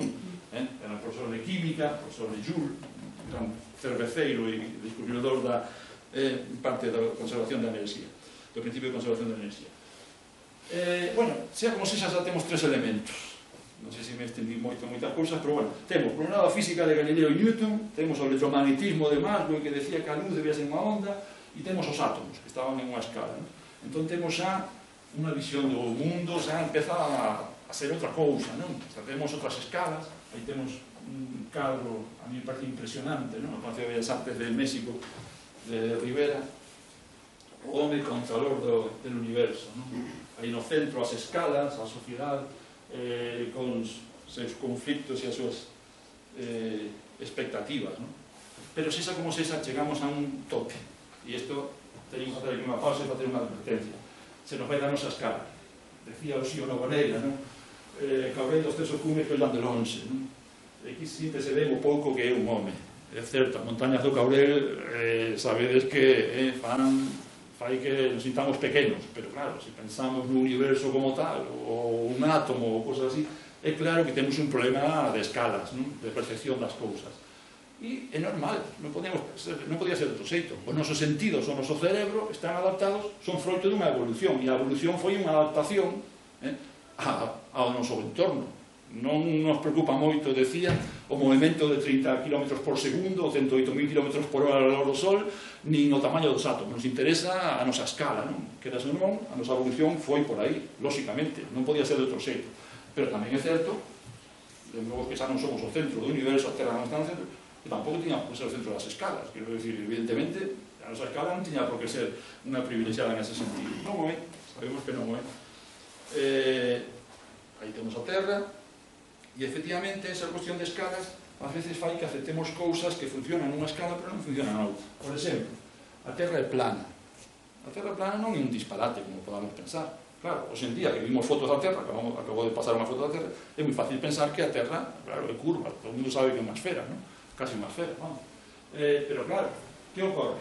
Unha esfera, se o radio é pequeno, mirade, vedes ali perfectamente a esfera, non? O círculo, por lo menos. Logo, se é máis grande, fixáramos o que pasa, non? Os radios máis grandes, o caso límite sería unha recta. Non sei se se entende o que quero decir. Unha esfera, se amplío, se o radio é infinito, se o radio é suficientemente grande, sería unha recta. E que é un radio infinito? O infinito non existe, usamos matemáticos. Os matemáticos pensan moitas cousas, pero en física non podemos aceptar o infinito como tal. O infinito é algo moi grande, algo tremendamente grande con respecto aos números que usamos. E 6.400 km, que é o radio da Terra, comparado con persoas que podemos medir 2 metros e pico, como comprenderedes, 6.400 km, que o radio da Terra é moi grande, non notamos esa tal, non? Podemos facer perfectamente as baldosas planas que encaixan perfectamente no chan, o sea, non vamos ao chan, ponemos as baldosas de 20 centímetros e encaixan perfectamente. Mientras non queramos facer unha baldosa, non sei, queremos facer, pois non sei, hoxe en día, como hai tantos proxectos megalómanos destes, a mellor hasta que se lle ocurre facer unha baldosa de 50 km de lado e poñela en un sitio, claro, aí sí que vai ter que facer a curva, porque non encaixa na Terra, non, se empezamos, se cambiamos de escala, xa temos outra cousa, pero se seguimos na nosa escala humana, funciona perfectamente o anterior, non é un problema, non? Outra cosa é que queramos aprender máis cousas, e non a outras escalas, insisto, estamos no átomo, está aí pendiente do átomo, o electromagnetismo, non sei que máis, de momento na nosa escala funcionaban ben as cousas. Ben, pero había outra cousa, outro exemplo tamén de escalas, a velocidade da luz. A velocidade da luz, eso de 300.000 km por segundo tamén se nos vai de escala, en este caso de escala de velocidade, non sei se estáis de acordo, pero parece unha velocidade enorme. Nós que conseguimos 1.000 km por hora en un avión, eso non é, vamos, non é moito ao lado de 300.000 km por segundo, cada segundo 300.000 km. Entón aí tamén hai cousas que non percebimos. Por exemplo, podemos pensar que eu faga así e que alguén pestañee en este momento pode ser simultáneo, pero seguro que é porque o vemos ao mesmo tempo, pero non, porque non vamos a distinguirlo. Que unha cousa ocurra con unha diferencia de unha millonésima de segundo que máis nada, o sea, non ten maior importancia. Pero así que non metemos en escalas astronómicas, sí. Cando vemos a Lúa, que estamos vendo a luz da Lúa, hai 1,3 segundos, máis ou menos. Decimos que está a 1,3 segundos luz, non? Esa é unha forma de falar de distancias en astronomía, non? Cando vemos Xúpiter, se pode mirar moi ben, está a 43 minutos luz. A luz que vemos, hai 43 minutos que saiu de Xúpiter. Plutón 5 horas. Cando vemos estrelas están a anos luz de nós. Anos luz de nós. Pois é o que vemos, e a luz que saliu aí, non sei cantos anos, estamos vendo o pasado. Cando vemos as estrelas vemos o pasado. E iso é algo que no noso cerebro é algo que, non, seguro que a todos nos cuesta un pouquinho, non? Non acabamos de entender que a luz viaxa con un tempo, ten unha velocidade determinada, é finita, non? Un descubrimento que xa se fixera en 1600 e pico, non? Pero acabamos, nos resulta difícil, non? Este obxecto máis lonxano que os humanos conseguimos enviar fora da Terra, a Voyager 1, en este momento está a 17 horas luz de nós, está saindo do sistema solar. E leva 40 anos, mandouse en 1977, cumplirán 40 anos o ano que ven. Ainda envíe señales, ainda se pode, se alguén entra na página da NASA pode ver exactamente onde está. E as escalas son, xa digo, tanto por el río como por debaixo, perdémonos, non? Perdémonos. Por poñer un exemplo, e antes de chegar á relatividade, mirade, Betelgeuse, non sei se estades moi familiarizados con Orión, a constelación de Orión, este é o gigante, non? Que decía, non? Non sei se ve aquí, todo o mundo verá, claro. Un cinto, unha especie de puñal, as pernas, e alá aos ombros, non? As dúas estrelas brillantes aos ombros, non? Bueno, pois aquela estrela amarela así é Betelgeuse, non? Ombro de gigante, significa justamente en árabe, non? Está máis ou menos, non está anos luz, pero fixe non coincidir, 524, está a 520 anos luz, pero bueno, imaginad que está a 524. Que quere decir isto? Que cando vemos a luz desa estrela, hai 524 anos que saíu da lá. e leva recorrendo a 300.000 km cada segundo, leva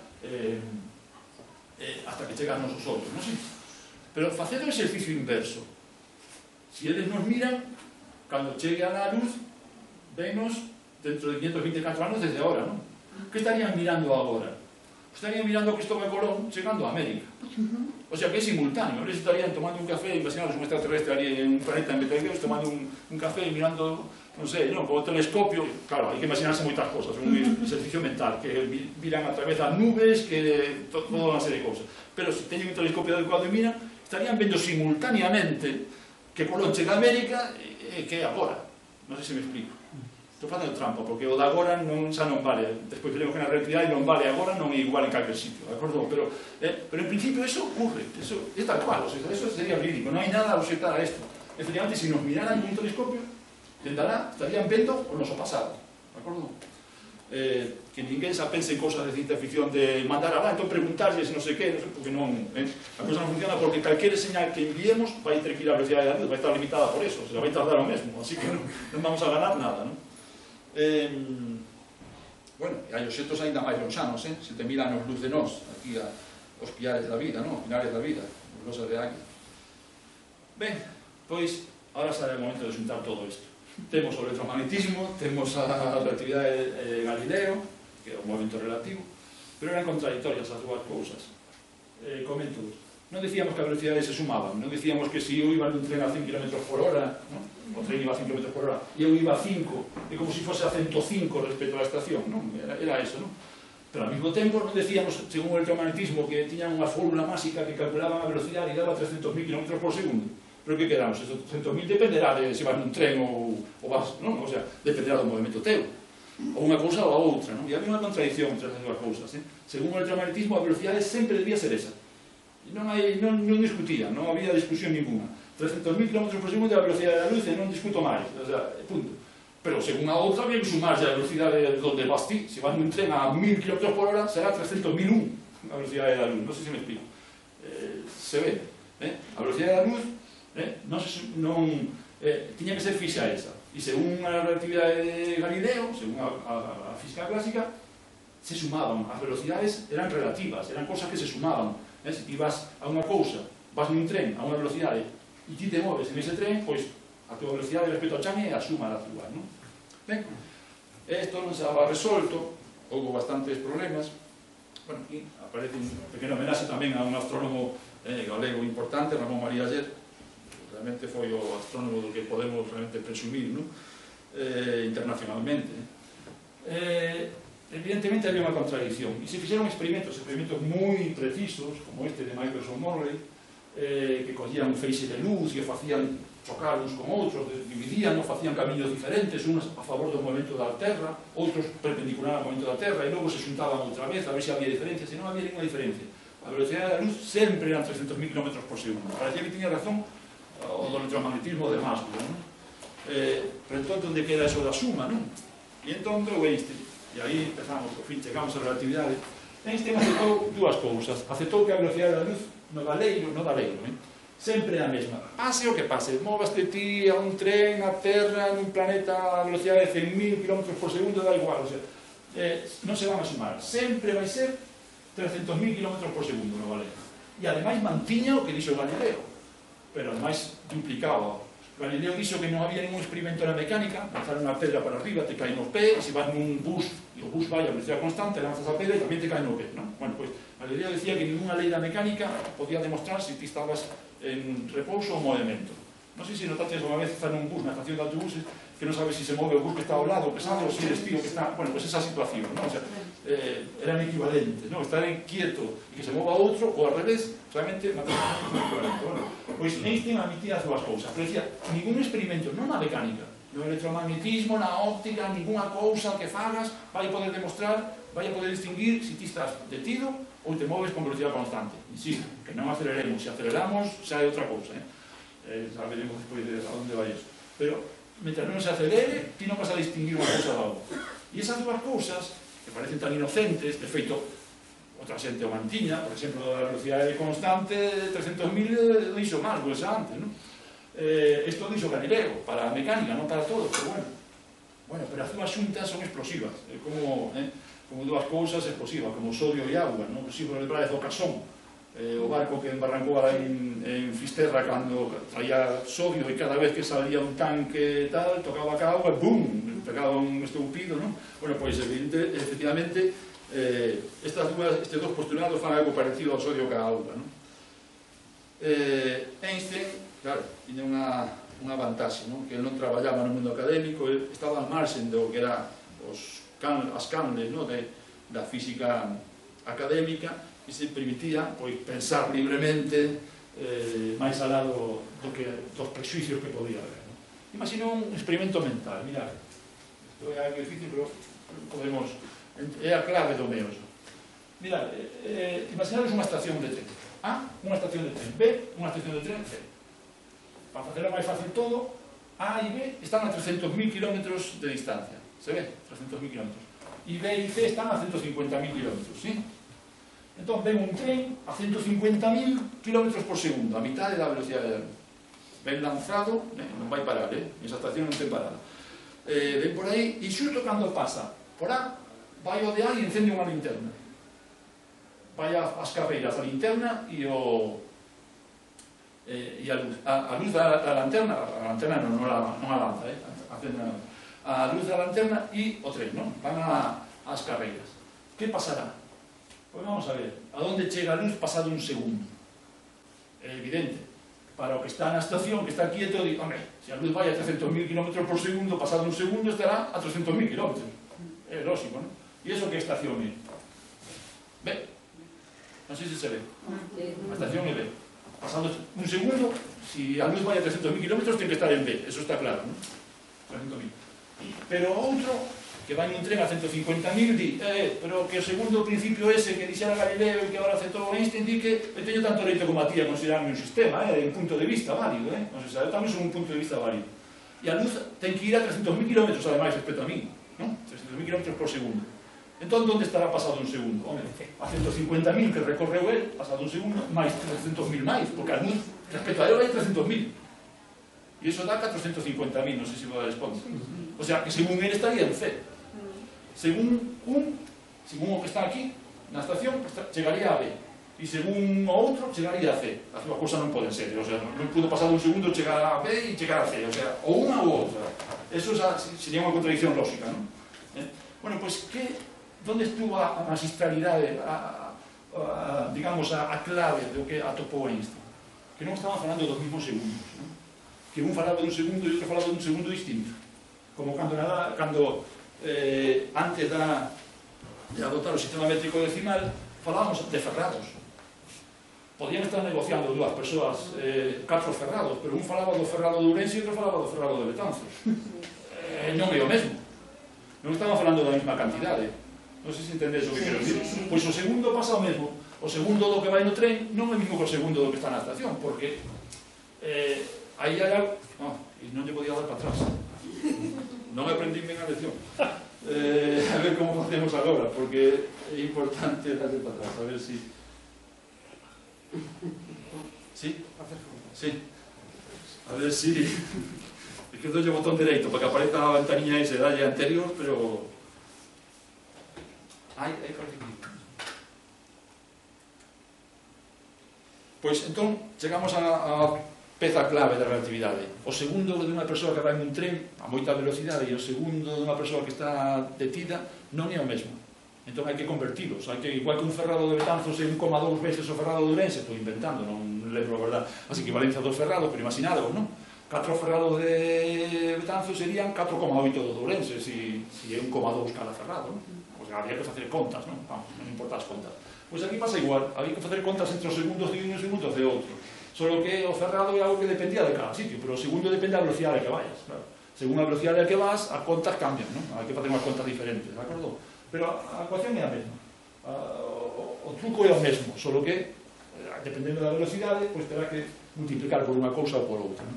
Esa é a idea clave, non? O tempo é relativo, e iso hasta aquí non o tocáramos, Eso está complicado, non? Está bloqueado. Ben, pois o que hai realmente aquí e justifica a parte... Aí está, anterior, aí está. Parece que vai. Bueno, pois o que hai aquí realmente é ese cambio de relatividades ao que falaba ao principio, non? Non todo é relativo. Este non dixo que todo era relativo, non? Pasou a ser relativo o tempo, e as distancias son relativas, pero a velocidade da luz é un absoluto, fixado. O sea, hai algo que antes que era relativo, as velocidades se sumaban, non? Ti ibas nun tren e te moves no tren, entón a tua velocidade é relativa, porque depende da suma da tua máis a do tren, eso será a velocidade que tes respecto ao chan, non? As velocidades serán relativas. En este pasa a outra cousa, a velocidade da luz no espacio, o galeno, é absoluta, non discute ninguén, de acordo? É un absoluto, e o que é relativo agora é o tempo. Non sei se vedes o tema, non? Entón o tempo pasa a ser algo que hai que negociar, non? Bueno, pois hai que negociar outra vez as ecuacións, claro. Puxen a anécdota do rei George III, non é negociado, non estou falando de tempo subjetivo, o tempo subjetivo, que a veces unha charla se me foi pesadísima, non? Tarda moitísimo tempo, non? Parece que unha hora parece que son 5 horas, non? Eso é subjetividade, non? Aí cada quen ten a súa percepción do tempo, non? De cousas que sexan máis ou menos tal. Estou falando de relatividade. Relatividade non significa que cada quen este en unha torre e teña dereito a pensar calquer cousa, que usamos hoxe en día, todo relativo, tal. Non. Relatividade en serio é que hai unha forma de pasar de un a outro, hai unha forma de empatía, hai unha forma de transformar unha cousa en outra. O segundo de un se transforma no segundo do outro, O sea, pois, efectivamente, o segundo de un e o segundo de outro se pode calcular exactamente, ti vas no tren e podes decir, xa sei a que segundo é o outro. Mirade que pasou realmente. A luz pasou por aquí, estábamos aquí, non? Encenderon a linterna. Pasado un segundo, efectivamente, a luz chegou aquí, 300.000 kilómetros. Pasado un segundo para este. Pero o do tren todavía non chegou a un segundo. Sigue andando a cousa, os segundos son como máis longos, digamos, non? Os segundos, se pasa en movimento, os segundos son como máis longos. Cambian, se transforman. O ferrado acordado de Ourense e o ferrado de Betanzos. O segundo que vai no tren é máis longo. Entón non completou ainda un segundo. A luz sale daqui, chega aquí, para aquel non vai un segundo ainda. Sigue andando e cando para aquel, para o que está no tren, chega un segundo, para este xa foron máis de un segundo. Todo encaixa perfectamente. A luz salido aquí tiene que pasar primeiro por B e logo por C, eso é lógica. Non podía ser ao revés, a luz non fixo ninguna cousa rara, simplemente saliu de A, chegou a B, pasado un segundo para este señor, ou esta señora, e un segundo e pico despois chegou aí, claro, de acordo? Que, justamente, é un segundo para que iba no tren nada máis. Non sei se se ve. Os segundos non son iguais para os dous, non? E hai ecuacións que nos permiten transformar o segundo de un e o segundo do outro. Non vamos a entrar en eso, pero bueno, se pode transformar. Un exemplo, por exemplo, para un poden pasar 10 anos, se ponemos as ecuacións son estas, e se vai a 80% da velocidade da luz, 80% moito, son 240.000 km, 80%, sí, 240.000 km por segundo, teríamos que ir impensable para nós. Se fose esa velocidade, o que para un foron 10 anos, xa non é un segundo, falamos de anos xa, pois para outros son 16 anos e pico, non? O sea, o tempo é relativo, efectivamente. Vease no tempo, esas cosas que salen nas películas, podense facer cara ao futuro, sí. Non hai nada máis, de feito facemos. Hai cosas que se consiguen enviar ao futuro. As persoas non, xa vos digo que non pensemos en ciencia ficción desa porque non va por aí o tema. Pero, efectivamente, hai un cambio de relatividade, non? Xa o comentei antes. O tempo e as longitudes son relativas, non? Mirad, para facernos unha idea un pouco, isto, a ver, é como un libro. Se eu teño un libro, o tempo e o espacio pasan a ser a mesma cousa, é unha coordenada máis, non? Entón, imaginaros esta botella. Esta botella, segundo onde a vexe, agora a ver máis alta ou non. Por exemplo, se a vexo desde aquí, vexo o 100% de altura, pero se empezo a mirar así, vexo pouca altura, non sei se vos dais conta, depende da inclinación que teña, vou ver unha cousa ou outra. Pois o espacio e o tempo de alguma forma xogan a iso. Einstein non lle chamou teoría de relatividade, por certo, a fixo en 1905, chamou teoría da invarianza, non? Eu creo que debía ser teoría de invarianza ou teoría da parcialidade, porque son visións parciais de un obxecto, non sei, basicamente, non? Pero o tempo e o espacio, se un aumenta, o outro disminuye. Está vendo de unha perspectiva, entón, parece que é máis corto así. O poño así, pero si, non sei se o vedes, depende de onde o vexas, pois o tempo pasa igual. Mirad, aquel obxecto de ali, P e S, vedes ali P e S? Imaginad, isto é o espacio-tempo, non? Que o profesor de matemática de Einstein usou para explicar estas cousas, Minkowski, un ruso. Imaginaos, ali o tempo e aquí ven a longitude.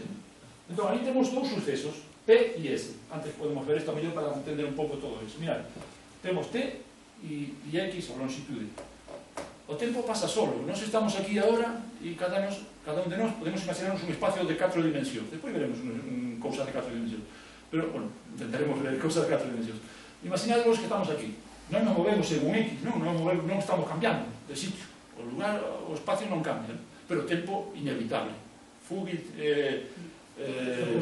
tempus, o bola reparable tempus, non? O tempo pasa, inevitablemente, a pesar de nós. Bueno, pois o tempo é esa coordenada vertical que está marcada aí, non? O sea, nós estamos aí, estamos detidos, fixados, e vai avanzando. Un gato dormindo, a súa liña do universo é esa recta que vai para arriba subindo, e non se move, pero o tempo vai pasando, vedes que vai pasando? Vedes esa recta, dali, o gato dormindo. Ahora ben, si se move, ademais de pasar o tempo, tamén se move en X, non sei se o vedes, se move tamén, entón aparece a recta inclinada, non? Vedes a diferencia? Si está quieto, a recta vai ser unha recta vertical, non? Porque o tempo, a liña do tempo é esa. Ahora, se te moves, encima de moverte para lá, estás desplazando tamén así, entón a recta é así, non? Pues marcas a outra pauta, non? Bueno, pues, e se aceleras, son curvas, o sea, non son rectas, non vamos a entrar en eso, porque quedamos en que non se cumplía para acelerar, si se aceleraba, estas cousas quedan un pouco tal, porque xa non se cumple eso de que todos os sistemas son iguales, non? Todos os puntos de vista son iguales. Ben, sensa como é esa. Aquí temos dúas persoas, dous observadores, un que sigue repouso, sigue quieto, ese que ten o tempo vertical, e o outro ten o tempo inclinado porque está movéndose, non? Sí, está movendo respecto ao outro. Entón, como ven eles a distancia, o suceso entre P e S? Vedes aí P e S que hai unha recta ali que é claro, pois se os proxectamos nas longitudes e os tempos non son del mesmo tamaño, non sei se o vedes. Un ve un tempo pequeno, a longitude máis grande a cambio, e o outro ve unha longitude máis corta, pero a cambio un tempo máis longo. O que digo da botella, vamos. Tipo de ver unha dimensión máis magnificada en detrimento da outra, que a vez menos, non? De algún xeito. É un problema de parcialidade, non? Conforme a este tema, non? Claro, hai que introducir un espacio de 4 dimensións. Aquí non usamos 4 dimensións porque non temos, os acordades do noso cerebro, ten 12 vatios e chega para o que chega, de media, vamos. Chega para o que chega. Está adaptado a nosa evolución e nos vai moi ben, non? Nos sirve para as cousas do noso entorno, non? Pero en 4 dimensións non estamos preparados para iso, non?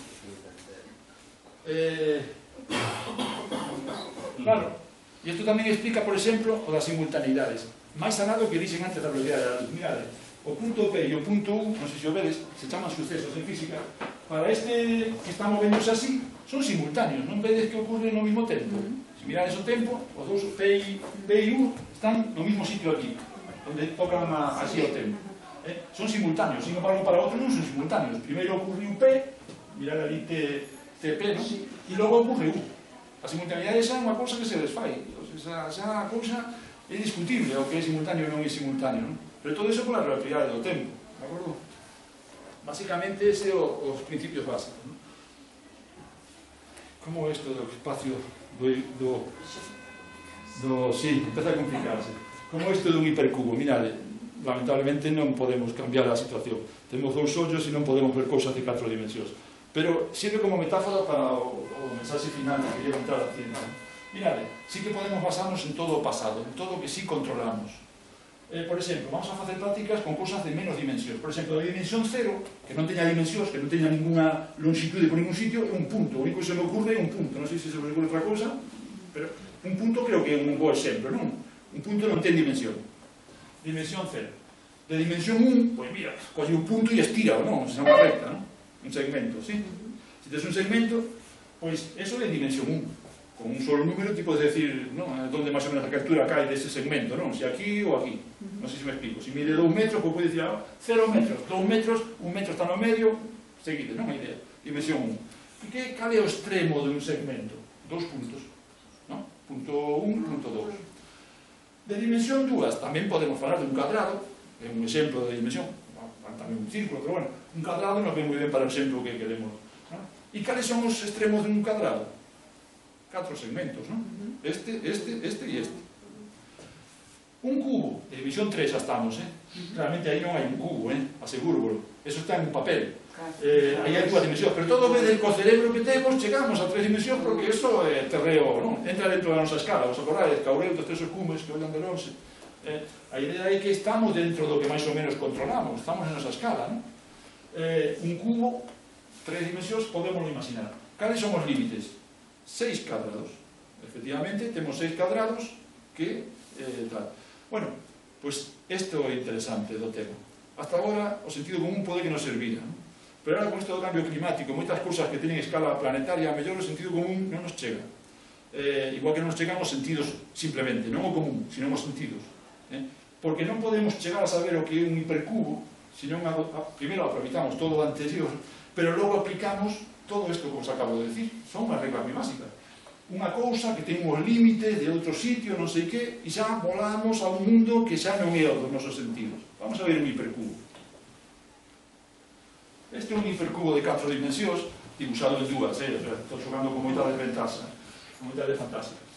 Un hipercubo, mirad, decíamos que o límite de unha cousa, de un segmento de dimensión 1 eran 2 puntos, de un cuadrado eran 4 segmentos, de un cubo eran 6 cuadrados, pois de un hipercubo serán 8, non sei se vos dais conta a secuencia, 2, 4, 6, 8, do anterior, 8 cubos, deberían ser 8 cubos os límites de un hipercubo, non sei?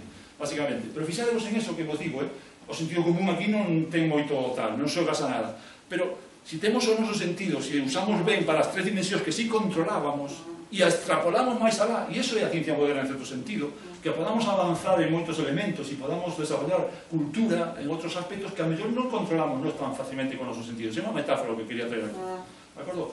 Entón, mirade o hipercubo, non sei se se ve, aquí hai un cuadrado difícil de ver, non teño un punteiro, pero se vise algo tal, mirade, este é un cubo, vedes este cadrado de aquí? Sí. Este cadradiño de aquí? Sí. Este cadradiño de aquí con este lado de aquí forman un cubo de diante, mira que está en perspectiva, claro, pues non sei se se ve, aquí ten moita imaginación para decir, aquel de aquí máis pequeno que este de aquí, non me veña con... Bueno, pues claro, porque está en unha dimensión que non controlamos esa dimensión, non sei se me explico, esa cuarta dimensión non estamos controlando, pero aí hai un cubo, igual que hai aquí diante, ou hai aquí lateral. E o hai a raíz, e o hai atrás, e o hai en riba, e o hai debaixo, e está o pequeno e está o grande. Hai 8 cubos aí que están limitando isto. Isto intentou facer un arquitecto cando fixo o arco en la Défense en París, non? Basicamente é un hipercubo, de algún xeito, é unha especie de hipercubo en 3 dimensións, non? A ver si así o levamos, non? Bueno, pois efectivamente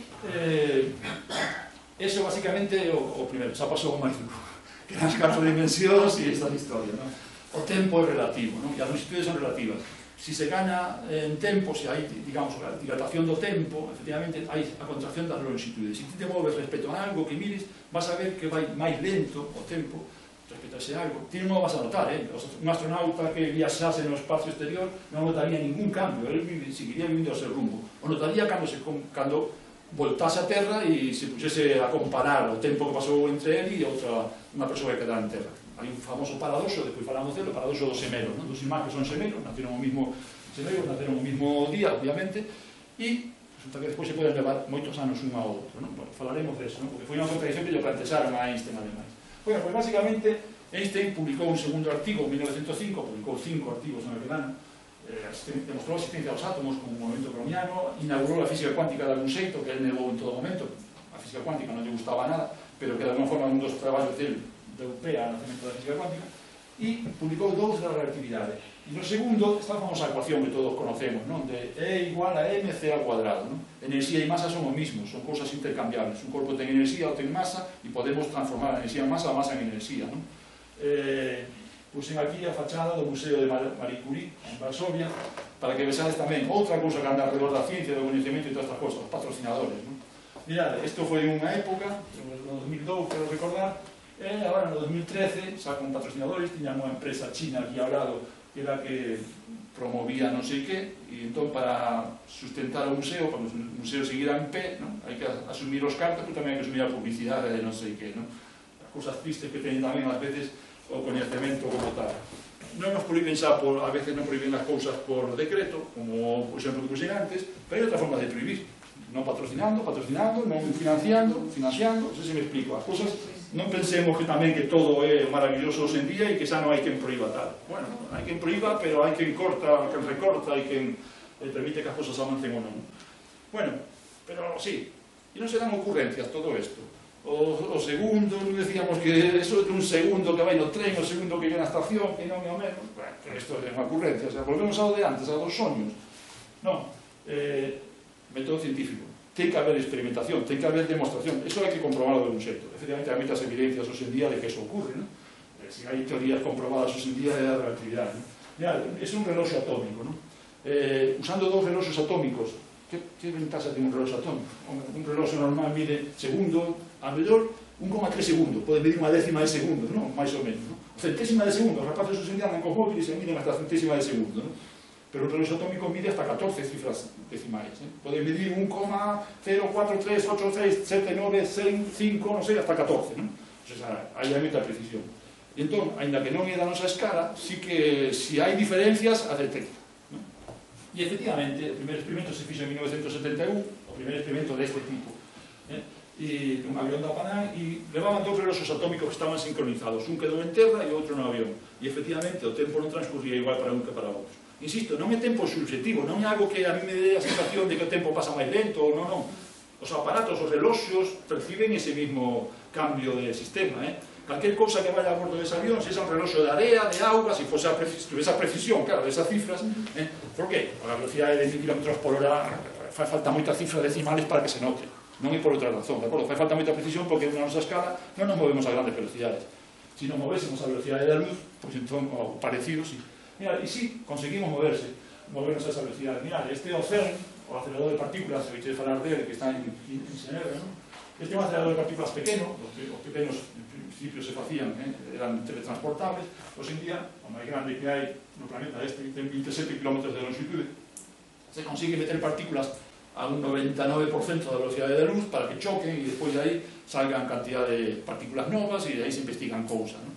Hai quen comparou a eso, un xigante que encontrase reloxos e quixera saber como funcionan, entón collía os reloxos e non teña outro sistema máis bestia que, bumba, chocalos uns contra outros e logo, vendo aí os resortes e engranaxes e todo o que sale, intentar entender o mecanismo do reloxo. Bueno, pues algo así o que facemos nós, realmente, non? Facer chocar esas partículas, pois somos demasiado grandes para velas por dentro, facémolas chocar e o que sale de aí, pois intentamos ver de que estaban feitas, non? Claro, despois de que as destruimos, claro.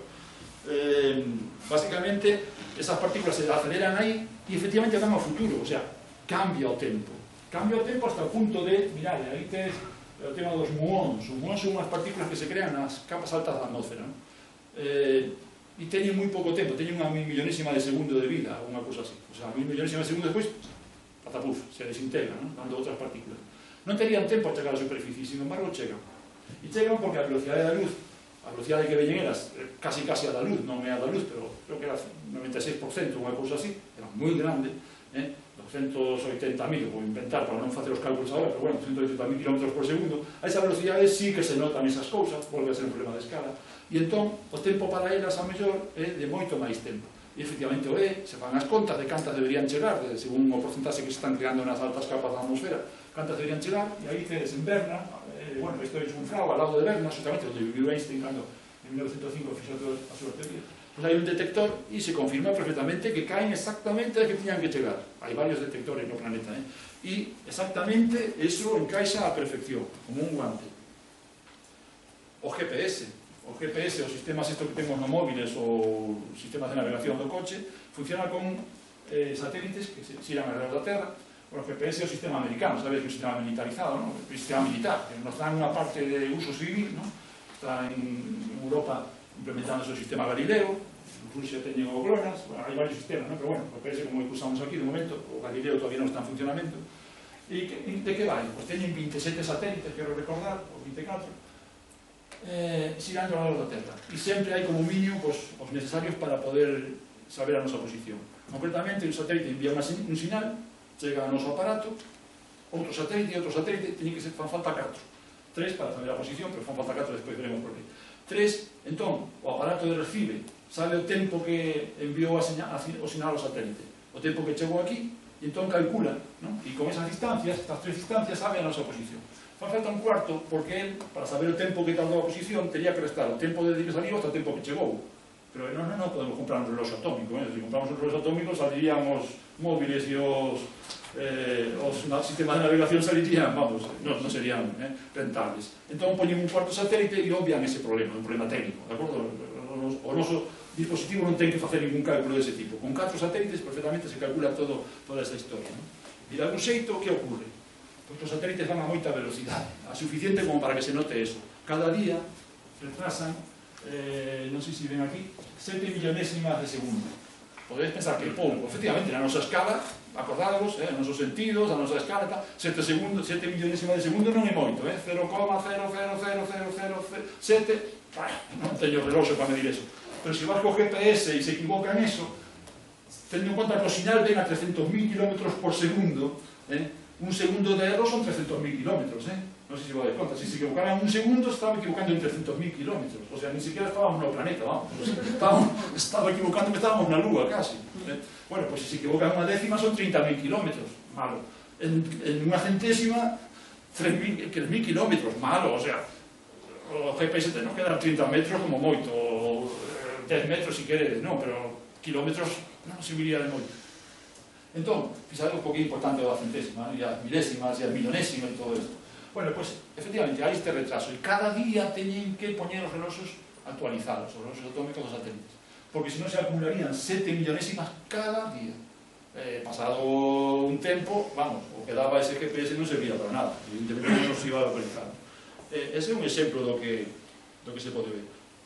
Hai outros exemplos que podemos ilustrar en negativo ou en positivo. Claro, podemos decir que son todas as centrales nucleares do planeta poñen a proba a relatividade, esa ecuación de E igual a mc cuadrado, destruindo un átomo, efectivamente, o tes enerxía, a enerxía esta dos reactores nucleares, non? Que se teñen tal.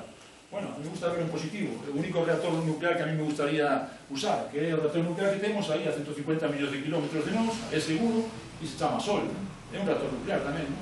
Pero un reactor de fusión, é limpo, non temos o problema dos residuos, do fugallo, que sí temos cas outra, non? Bueno, pois está aí, non?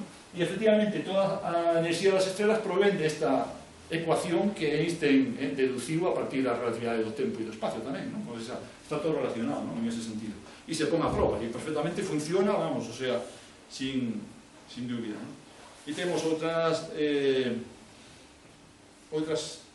probas, non vamos a entrar tampouco en ela, porque me parece un pouco complicado. Unha cousa curiosa que le pensaban a Einstein era o paradoxo dos gemelos, non? Se dous irmáns nacen o mismo día, efectivamente un vai imaginarvos a Alfa Centauri, está a 4 anos luz de nós, e vai, supoñede, a mitad da velocidade da luz, ou se que tardaría, se está a 4 anos, 8 anos, non? En chegar a lá, non? Vai a mitad, está a 4 anos luz de nós, 8 anos está lá, e 8 anos máis e ven para aquí, pasaron 16 anos, non? En total, 8 e 8. Bueno, pues para ir pasando 16 anos, pero para o irmán, se ele foi a moita velocidade, pois poderon pasar 40 anos, pois xa que o que eran semelgos, agora se levan 24 anos, non? Eso, claro, é factible, claro.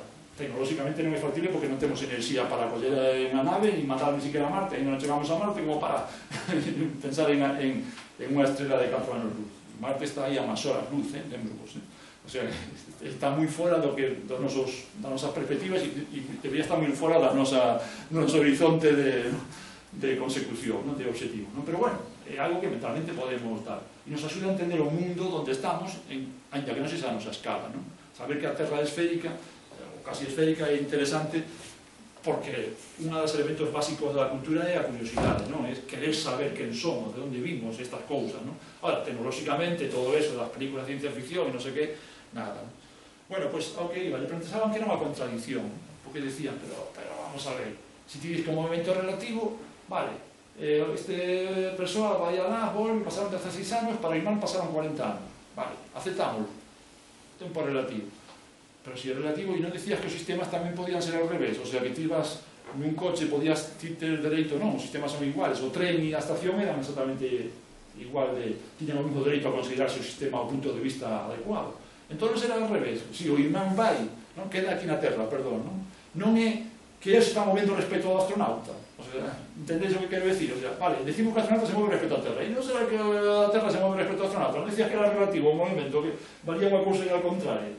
Bueno, pues claro, esa contradicción, aparentemente é unha contradicción lógica, quedou en paradoxo nada máis, porque efectivamente un dos dous se vai do noso primer suposto, que non hai aceleración. Se estamos dous no mismo sitio e un vai a coller unha velocidade distinta, evidentemente tuvo que acelerar, non sei se vos dais conta do tema.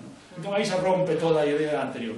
Entón había que crear unha nova relatividade, que a creou en 1915, Einstein tuvo que crear unha nova relatividade para explicar este encaixe, non? O sea, vale, sí, todo o que acabo de decir moi bonito, se o tren, non sei se nos acordades cando dixen o tren que viña de outra estación que non tiña parada, non arrancou dali, porque se arranca xa non entraba dentro da relatividade que acabamos de ver, era outra relatividade, de acordo?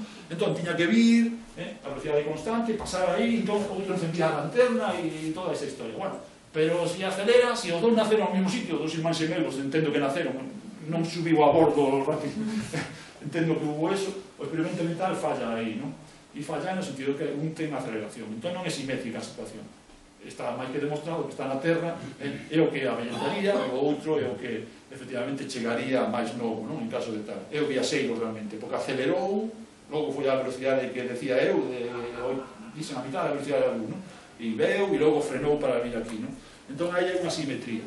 E para explicar esa simetría tuvo que facer unha nova relatividade. Xa fixo en 1915, foi ás carreiras, e non tiña matemáticas suficientes, claro. Cando decimos Einstein non sabía matemáticas, os rapaces sempre dicen, non tiña idea de matemáticas, home, non. Unha cousa é unha persoa humilde que recoñece as súas limitacións e outra cousa é non creerse que tal. Cando ele decía que non entendía esas matemáticas era un cálculo moi complexo que tuvo que coller un amigo, o Grossman, matemático, para un cálculo vectorial, cálculo tensorial, pois, que excedía o seu conhecimento matemático e tuvo que poñerse a ría, evidentemente, pero como todo na vida, non é, nadie nace sabendo e esas cosas hai que poñerse a ría. E necesitaba unhas matemáticas moi complexas que lle excedían efectivamente. O mundo empeza a ser curvo, hai toda unha serie de cousas, hai moitas connotacións artísticas, momentos de vanguarda, casi vou entrar en ese mundo xa para pensar, porque senón non sei que hora estamos, a verdade que se me vai... Bueno, vamos a ver, casi prefería que ter un certo coloquio que non. Mirade, basicamente aí xa, para explicar esa outra cousa, para incorporar as aceleracións, tuvo que botar a mano de unhas matemáticas que hasta entón eran casi ocurrencias, eran casi divertimentos, non? Que o espacio podían ser curvos, en lugar de ser espacios rectos, como chamamos de planos, pero non pensei en unha folla de papel plana, o sea, o espacio non é plano, que temos 3 dimensións e podemos movernos, pero basicamente que non teñen, digamos, curvatura visible, non? Ostensible. Bueno, pois, había matemáticos, Riemann, Lobachevsky, matemáticos que propuseron, pois, espacios diferentes, espacios curvos, non? Espacios que podían ser como esferas ou como sillas de montar ou cousas así, e tiñan xeometrías diferentes, non era a xeometría de Euclides, todas esas ocurrencias que vos decía antes, que deron fruto a toda a ciencia que se estudia hoxe en día. Bueno, pois de aí salen universos, universos pechados, universos curvos, e todo eso xa é a relatividade xeral. A relatividade xeral realmente é outra historia, non? Eu me conformaría con que hoxe nos quedara que o segundo do tren e o segundo da estación son como os ferrados, non son iguais, de acordo? Cando eu falar de un segundo e falar de un segundo non son iguais. Pero sí que é interesante unha cousa da relatividade xeral. Cando Einstein intenta explicar que pasa cando un sistema está acelerando, que lle pasa ao punto de vista dunha persoa se está nun sistema que está acelerando, que xa non funcionaba outra historia, pois chega a esos espacios curvos e chega a unha idea absolutamente genial, claro, que é a idea da gravitación. Que é a gravitación? Pois Einstein imaginou que era como se vivíramos nun espacio de 4 dimensións, efectivamente, pero a masa o que fai é curvar o espacio e o tempo, non? Esas curvas, que antes eran simplemente ocurrencias matemáticas, o espacio-tempo se curva pola presencia da masa. É unha idea moi interesante. A ecuación básica de Einstein basicamente é iso. A materia lle di ao espacio-tempo como se ten que curvar, como ten que facer a forma, non? De alguna forma, e o espacio-tempo lle di a materia por onde ten que ir, por onde ten que circular, digamos, de alguna forma. A ecuación básica da relatividade xeral xa mete a materia no tema, mete a gravitación, un tema xa moito máis complexo e, bueno, é para unha charla que había que empezar desde cero e buscar outras metáforas, non? Para nos imos un pouco. Aí tedes o exemplo, non? Claro, non temos un espacio de 4 dimensións, sino que un espacio de 4 dimensións para verlo, pero se o espacio fose esta tela elástica, cando poñemos unha cousa aí, a lanzamos, pois se move en línea recta, non pasa nada, non nota nada. Pero se lle pos un bochón aí, unha bola pesada, deforma a tela, non? E entón, calquer cousa que lances aí, vai notar a presencia desa bola aí. Se lanzas outra bola pequena, vai notar que aí hai algo que está... Pois eso é a gravitación, eso é o que fai a masa, a materia, no espacio-tempo. O deforma, non? Que produce esas curvaturas, non? E dai ven os universos que podemos imaginar nos curvos e estas cousas, non? Basicamente é o que fai a materia. E tamén isto dá máis que demostrado, porque hai cantidad, insisto, de probas, de evidencias científicas. A máis sensacional foi unha eclipse, 1919, Arthur Eddington foi un dos grandes entusiastas da relatividade de Einstein, dos grandes divulgadores, e según esta relatividade de Einstein, a segunda relatividade, chamou relatividade xeral, 1915, decía que a masa debía curvar a la propia luz. Isto de curvar a luz é extraño. Imaginamos que lanzamos unha pedra, todo mundo se imagina que se lanzas unha pedra, a pedra cae, non? Por a gravedade da Terra, non? Pero se encendes unha linterna, a lanterna, a luz sigue en línea recta, non? Bueno, eso é así, porque aquí, a nosa escala, a gravedade do planeta é moi pequena. Pero se fose un astro con moita materia, moita masa, non? Pois a propia luz da lanterna se curvaría igual que se curva o lanzamento da pedra. Pode ser un problema de escala, todos son problemas de escala, no fondo, non? O sea, non estamos adaptados a unha escala e cando queremos investigar e indagar o universo en escalas distintas, todo nos costa moito máis. Hai que entrar con as matemáticas ou entrar con algún tipo de artiluxio, non? Bueno, pois basicamente isto, se era certo que a luz dunha estrela que estuvese detrás do Sol se curvaba polo Sol, cando pasaba cerca do Sol, se podía demostrar en un eclipse. Se te vas a un eclipse, mirade, aquí está realmente a estrela, pero debido a que este rayo de luz que ven aquí cando pasa cerca do Sol, curva. E entón nos vémola, comparando fotos no momento de eclipse con fotos 6 meses despois, por exemplo, cando o Sol non este por aí cerca, comparando as dúas, podes ver que a luz da estrela parece que se curvou. Eso foi a gran evidencia da relatividade. E o que en 1905 prácticamente ninguén lle creía a Einstein nada da historia desta, era unha ocurrencia máis, como os xonios. Pouco menos, en 1915, sin embargo, foi un gran éxito, non? Aí xa encadenou toda unha serie de cousas, o prototipo de científico que hoxe en día, non? Cando queren poñer a un científico tal, poñen unha cara parecida a de Einstein, e Einstein é, non, basicamente o tal. Bueno, pois de alguma forma son estos esquemas, non, así simplóns que funcionan nos medios sobre todo. Bueno, pues basicamente ese eclipse demostrou efectivamente que a luz se curvaba cando pasaba cerca do Sol. A luz das estrelas que están detrás do Sol curvábanse, ¿no? E se curvaban exactamente na medida en que Einstein, as ecuacións de Einstein predecía. Mercurio gira alrededor do Sol en unha órbita elíptica, pero ademais esa elipse se move, e iso non explicaba a física de Newton. A elipse esa se está movendo constantemente, hai un movimento que deriva de que está moi cerca, se nota moito a influencia do Sol en Mercurio, e a relatividade xeral o explicaba perfectamente, o deixaba ao dedillo, non? Hai outras explicacións. Bueno, mirad, aquí temos unha foto do máis fondo do universo e vemos aquí unha especie de lentes que son todos unha mesma galaxia que vai deixando como reflexos, non sei se o vedes, como luz reflectida, en algún sitio se ve, hai algún como pois son justamente eso que vos decía, non? Luz desviada e que aparece en outro sitio, como se fueran espellos, se chaman de efecto lentes gravitacionais, non? A luz é desviada por as masas gravitacionais e podemos saber se hai algo entre unha galaxia moi lonxana a nós e nós, se hai outra cousa no medio, te produce esa curvatura, non? Hai unha figura moi espectacular, non? Que se chama a cruz de Einstein, que é moi espectacular, non? Ou buratos negros, tamén foron preditos pola relatividade xeral e hoxe en día sabemos que é así. A propia Terra ralentiza, fai un efecto de ralentización do tempo. O tempo se ralentiza pola gravedade, a gravedade ralentiza o tempo, fai que o tempo vaya máis lento. E tamén se notan os satélites dos GPS. En este caso son 46 microsegundos o que retrasa. Aquel adianta, porque eles están arriba. E aquí estamos máis atrasados, non? Respecto aos satélites. O tempo pasa de outra forma, non? Pasa máis rápido arriba, non? Porque aquí temos a gravedade máis cerca da Terra, entón está retrasando. Bueno, pois adiantan 46 microsegundos debido a este efecto da relatividade xeral. Retrasaban 7 microsegundos, en total hai 39 microsegundos que hai que corregir, non? Entre uns e outros. Bueno, pois todas estas cousas son, hai evidencias xa de moito tempo, non? E as ondas gravitacionais que sabedes que hai moi pouco tempo detectaron, non sei se o viche na prensa, salió hai moi pouco, detectaron dous laboratorios, bueno, un único laboratorio en Louisiana e cerca de Seattle, en Washington. Bueno, e isto, efectivamente, en esa época xa influiu en todas as vanguardas, non? Non é casual que Einstein estuvera en Zurich na mesma época en que estaban fundadores do dadaísmo, por exemplo, pasaba ali grandes temporadas en Joyce, non? Bueno, pois, efectivamente, Joyce, David Picasso na pintura, Paul Getty, non? Esta obra de Sopot, Stravinsky, o que sei, hai unha gran influencia en todas as vanguardas e efectivamente de alguna forma cambiou a forma de ver o universo, queramos ou non, cambiou a forma de vernos a nós mesmos, non? Que é o interesante. E iso que al principio quería comentar, non? Quería defendía que esa división entre ciencias, letras, estas cousas, como se de ciencias non tuviéramos que usar letras para expresarnos, para falar, para escribir, fixade, vos acordade vos dos emoticonos que decía, non? O sea, vale, a veces abreviamos, e é certo, abreviamos e é moi cruel eso dos signos igual, máis, menos e todas estas cousas, non? Sobre todo quen está empezando a estudiar matemática, esta cousa dirá, pero isto é un rollo, non?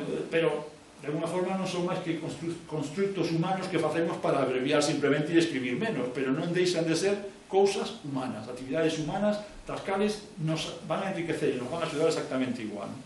E eu digo tomando conciencia, sendo profesor de física e química en un país onde cada vez as ciencias, en este sentido da ciencia, a tecnoloxía cada vez se aporta máis, claro.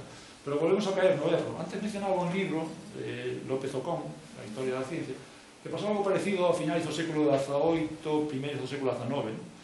Aquí os grandes mantenedores da ciencia, en aquel momento, a Iglesia e os militares, justamente o que non querían era a ciencia, o que querían era a tecnoloxía, non? Entón apostaban pola tecnoloxía, unha ciencia moi dirixida, non? Trouxeron aquí a un dos poucos famosos que aparecen nos libros hoxe en día. Sendo profesor, muchas veces aprendes cantidad de cosas dos alumnos, te deixan un pouco tal. Hai moitos anos un alumno me preguntou, profesor, por que no libro de física e química que estudiei, levo 3 anos estudiando, e nunca vi un libro de un tal López o Pérez ou non sei que fixeran a lei? Sempre son Boyle, Mariotte, non sei que, Gay-Lussac, todos son nomes moi extraños, non? É certo, a reflexión do rapaz era moi tal, non? Efectivamente, está que pensar sobre o desenvolvemento da ciencia, non? Non só no noso país, non en este estado.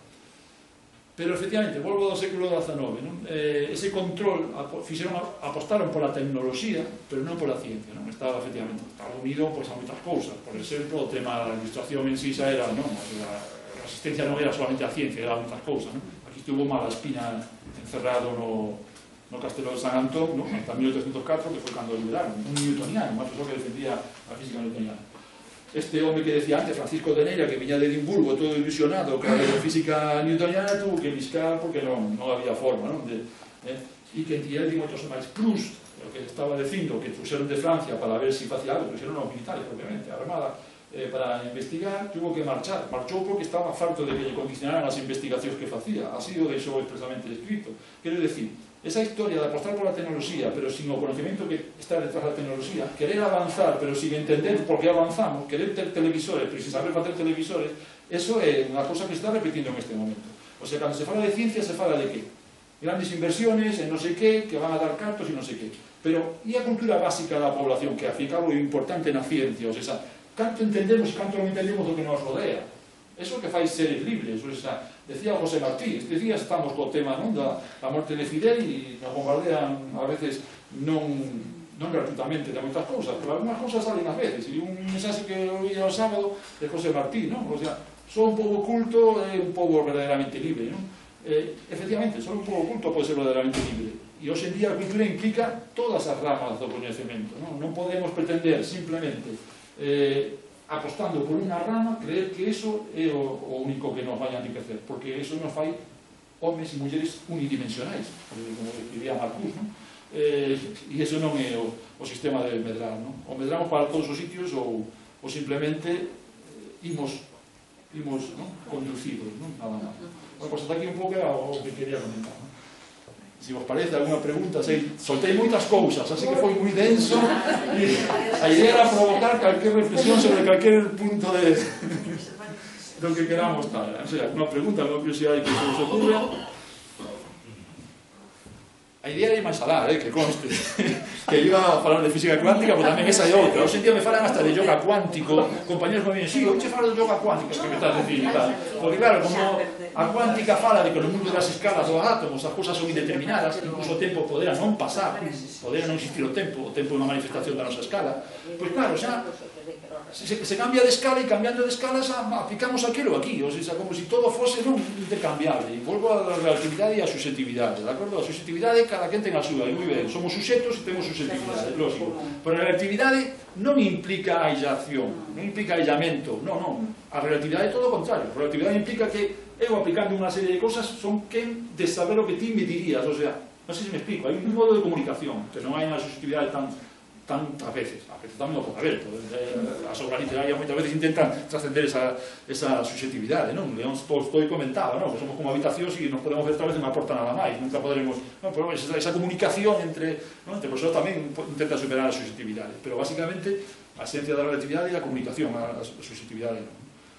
Bueno, non sei a que me haría con todo isto, pero bueno, da cuántica, non? De cambiar de escalas e estas cosas, e se cambia con unha facilidade pasmosa, non? Como no cuántico, no mundo dos átomos non hai determinismo, pois como vamos a falar de determinismo, non? O sea, como vamos a estar? Como vamos a saber o tempo que fai dentro de 40 anos co cambio climático se non son quen de predecir o de 3 días? Claro, aí hai confusións serias. O que hai que facer, tamén, volvo de Fidel e a estas cousas que nos bombardean, oía un cubano que decía, Fidel nos decía, non creas, lee.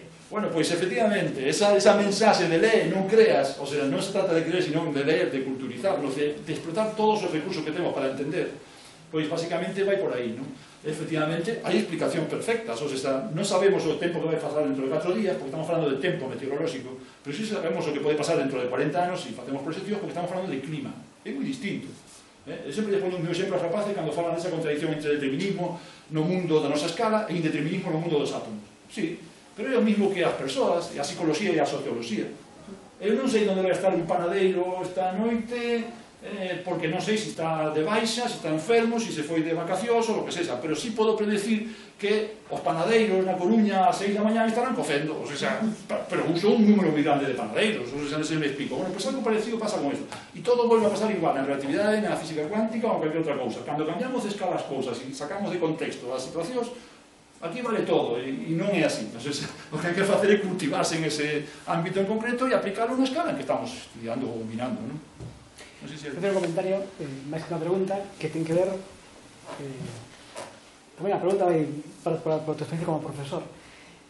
Na ciencia en particular, pero realmente vale para todas as formas de coñecemento, e non sempre se fai, é moi importante e moi útil para entendela mellor, entendela como un proceso histórico. Sí.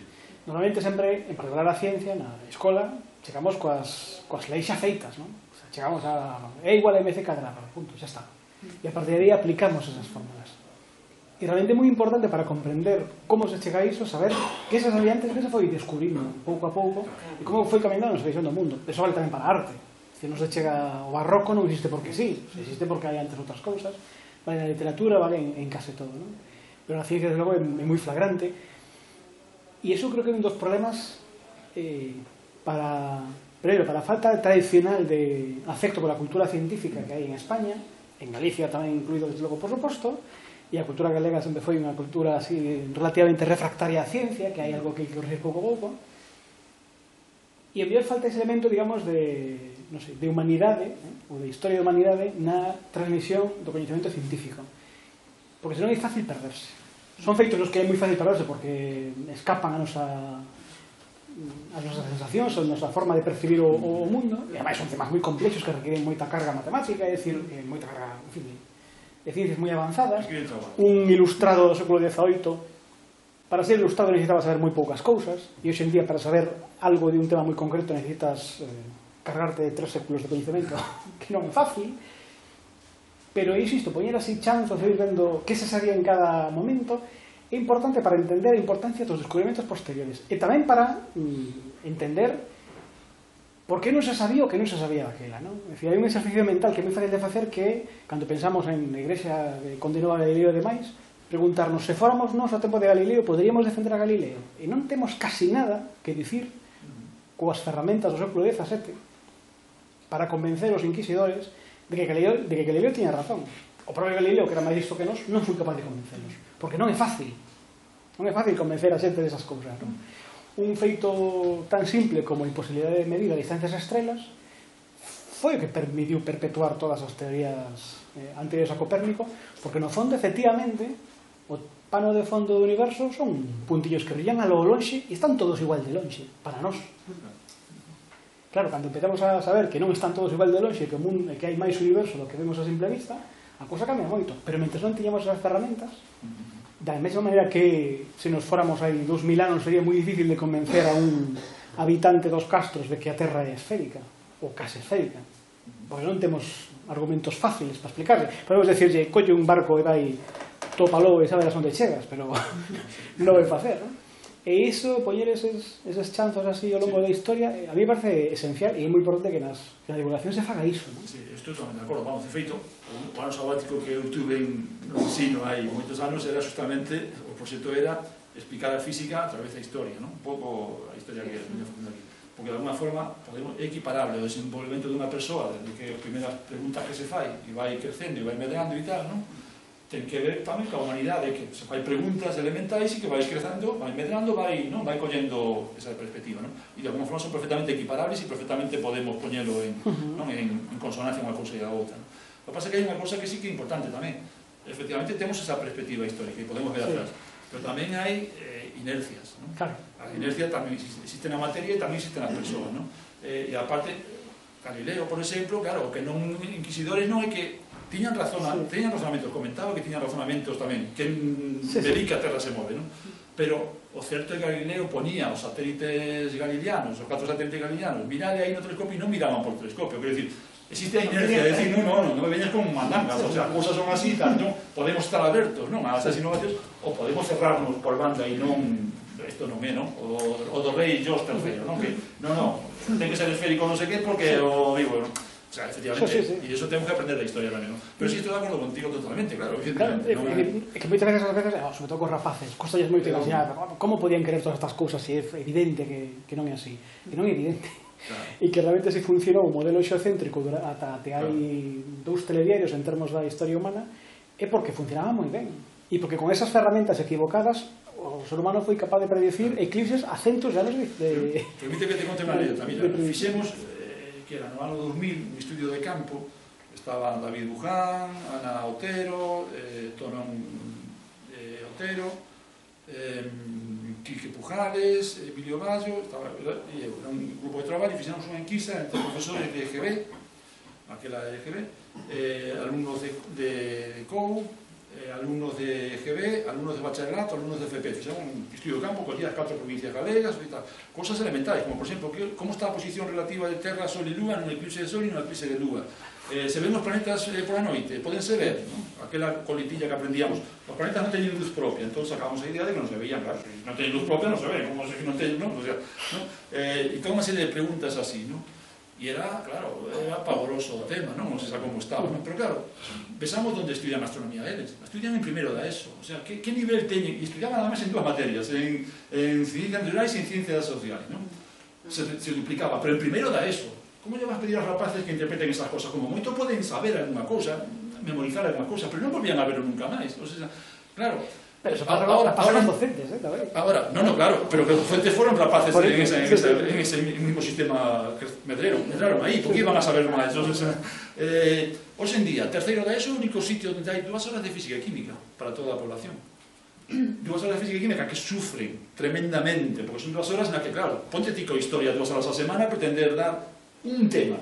Entón, claro, salen tan machacados en unha vacina, non collen en cuarto, non collen tal, e nunca máis volven a ver ciencia. Esa é a formación científica da población, claro. Entón, claro, con esa población, claro, por que en Cataluña, cando ahora está al 11, se negaron e puxeron física 1 e física e química 1, cando aquí en o resto do Estado, todo o Estado, menos en Cataluña, temos física e química, España e Irlanda, curiosamente España e Irlanda, fixados, que hai en común entre España e Irlanda, pensade, o Remun, non sei que, bueno, pois, entre España e Irlanda somos os únicos que teñen 4 horas a semana de física e química xunta. Todos os demais países separaron eso, teñen 3 de física, 3 de química, que son os 6, ou 4, Cataluña, por ese modelo, 4 de física e 4 de química, como non podían frente al 11, xa o tiñan separado de antes, xa o fixeron antes, pero como no al 11 hai unha serie de cosas comuns, pois son optativas, claro, podes coller as dúas, entón tes 8 horas de física e química, non? Claro, e sí que podes dar o modelo da historia, quero dicir, as cousas son problema de voluntades, non? De inercias que hai, e a ideoloxía se sigue reproducindo, porque para que a ciencia? Volvemos a de antes,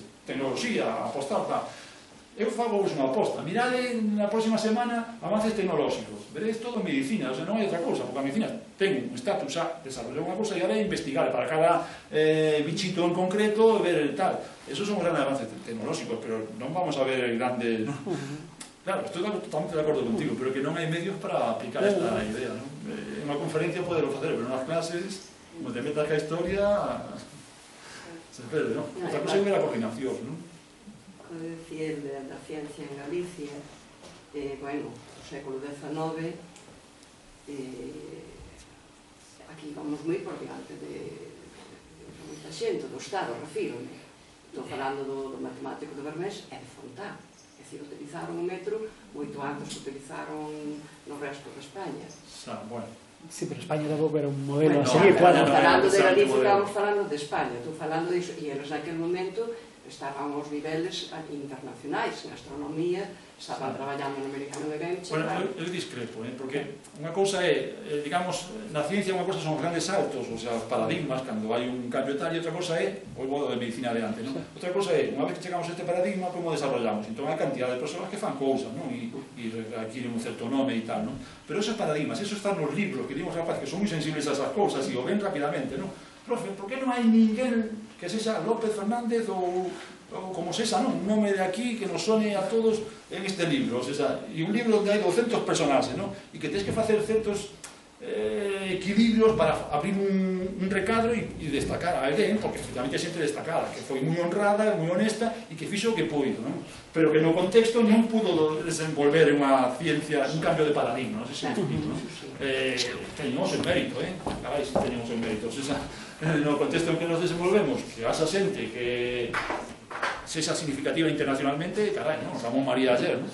Carai, o sea, hai que sacarse o sombreiro, pero en que contexto fixo ese señor? Que a mellor en outro sitio, con outra cultura científica, a mellor a saber o que este falle desenvolvería, non? Non sei se eu creo que o libro non xusto...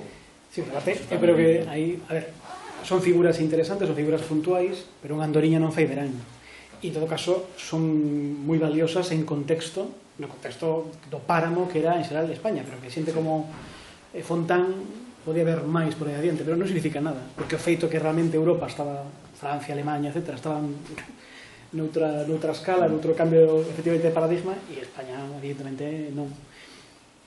Eu cando me refería, digamos, a cultura galega non me refería a ese feito evidente de que durante séculos en España a ciencia non contou, porque contou efectivamente outra cousa, contou a tecnoloxía pura e dura de facer barcos para chegar a América e traer o ouro. E logo así nos hubo gran desenvolvemento en eso, mira, Ferrol, ¿no?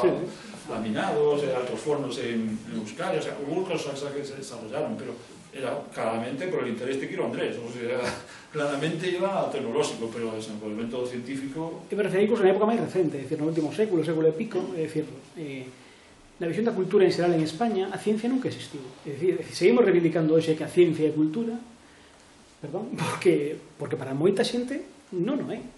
É unha especie como de excentricidade, así, que non afecta ás persoas reais, porque todo isto para que sirve e para que gastar dinheiro nestas cousas, sigue estando moi presente esa mentalidade, máis do que nos gustaría creer. E basta ver, pois, calquera convocatoria de premios oficiais, de cultura, cantos premiados científicos hai ao longo dos anos, en calquera, esa calquera cousa. Cantas medallas Castelao, medallas de Ouro de Galicia, medallas de non sei que, se entregan a científicos e cantas se entregan a calquera outro tipo de colectivos, para darnos a idea de que para a maior parte, aínda hoxe, infelizmente aínda hoxe, na cultura do país, a ciencia sigue sendo unha rareza. E moita xente sigue pensando que en Galicia non se fai ciencia boa porque non sabe que existe. Primeiro, é certo que faltan medios o que sexa, pero que a xente que está facendo grandes cousas non sai nos periódicos. Sai calquera chega de calquera campo, por suposto, serán, digamos, méritos deportivos, pero incluso outro tipo de méritos. Se destacan con moita máis facilidade que os méritos científicos. Probablemente porque para destacar os méritos científicos é necesario, primeiro, ter alguén que poida valorar a validez desos méritos. Eso implicaría que nos periódicos hubiera, por exemplo, xornalistas especializados, que non hai. É máis fácil decir que gañou o Celta que valorar cal é a transformación dunha investigación, non sei que sei, no campo da biología, da física e calquera cousa. É máis fácil. Claro, ter xente especializada implica esforzo e diñeiro que non hai. Pero, claramente, mirar as páginas dos periódicos e ver canto vemos unha noticia de unha investigación galega que non este asociada, ademais, a unha especie de posible retorno ou beneficio moi inmediato e moi cercano, como pasa ás veces con medicina, que logo non son sempre tanto así. Pero unha investigación que pode estar facendo na Facultade de Santiago, xente tipo Javier Mas, pero carracero como xa ten explicado, xa ten é xenética. Entón, aí xa é unha especie de aplicación inmediata para moitas cousas. Pero para que sirve que en física en Santiago xa xente estudiando ondas gravitacionais? Que vai servir así? A curto prazo se vai producir algo? Vai cambiar os GPS para as ondas gravitacionais? Non. Entón, eso non interesa, non se conta. É ciencia básica. Pero de eso non se fala. Se fala das cousas e despois tamén están as peculiaridades, digamos, da xente que ten máis capacidade para darse a ver e a darse a coñecer, que uns son máis simpáticos que outros, eso tamén axuda na divulgación da ciencia, evidentemente. Pero sigue habendo, é dicir, eso é algo que eu realmente lamento, hai que dicilo como frase o sea, non é só que a ciencia é esa cultura, é que a ciencia galega é a cultura galega, e que da cultura galega se dan os orgullosos da cultura galega non é só Manuel Rivas, é que dicir os profesores de ciencia son cultura galega tanto como os profesores de letras. É dicir, un profesor de física fai tanto pola cultura do país como un profesor de literatura, exactamente igual. Eso nunca deberamos decir letras e ciencias, ou eso a mí pareceme a dicotomía, falando de cultura nunca se deberá facer eso, pero se sigue facendo, incluso admitirla como especialidade, porque sí, é certo, hai físicos e hai químicos, e hai químicas e hai biólogos e hai, non sei se me explico, pero non afondar en esa división é simplemente unha conveniencia, porque evidentemente non o podo aprender todo o mesmo día e ao mesmo tempo, entonces admito tal, pero que o universo non está dividido en esas cousas, o que me rodea non é letras e ciencias, son eu que non usa unha cousa para veros esa tenemos que ir ao renacemento. Claro, pero un exemplo concreto, cada ano se publican en Galicia 1000 e pico libros en lingua galega. Desas 1000 e pico libros que se publican cada ano en lingua galega, cantos son de ciencias, sen contar os libros de texto, que cada vez hai menos grazas a política educativa actual. En xeral, cantas apostas hai editoriais por falar de ciencia? Que podemos decir, bueno, non ten interese, non se vende, non se canto. Hai moitas cosas que non se venden e se publican igualmente. Por que ata agora non houve iniciativas para producirlo? Eu entendo, mire, eu son feliz que entendo. Aquí hai un ministerio, hai un ministro de Cultura e Deportes. O Deportes é o fútbol, que é de interés general. Mire, non me demos máis moitas as cousas. A cultura é outra cousa aparte. O interés general é o fútbol. Pero no tal, non, eu non digo en plan de broma, eu digo en plan serio, eu creo. Ministerio de Cultura e Deportes. Pero non de ciencia. E deportes. A parte importante son os deportes. O problema é cando se cree que o deporte é única e exclusivamente. Además, en España é moi dito aquel dito dos antepasados que inventen os outros. Que inventen os outros. E así de vamos. E mire, unha cousa moi concreta que falaban tamén da cuestión militar e tal, a envexa tamén é outra da cousa que aquí non é. Isaac Peral, que inventou o submarino, que ao fin e ao cabo era unha cousa importante, pensaron ustedes que quedou apartado concepción como militar, como mariñeiro, como militar que era, quedou apartado totalmente, incluso se burlaban del, quedou na miseria, que inventou os submarinos. Primero que inventou os submarinos, realmente, algo que se podía sumergir, podía navegar a tecnología, a ciencia. Esto, somos españoles.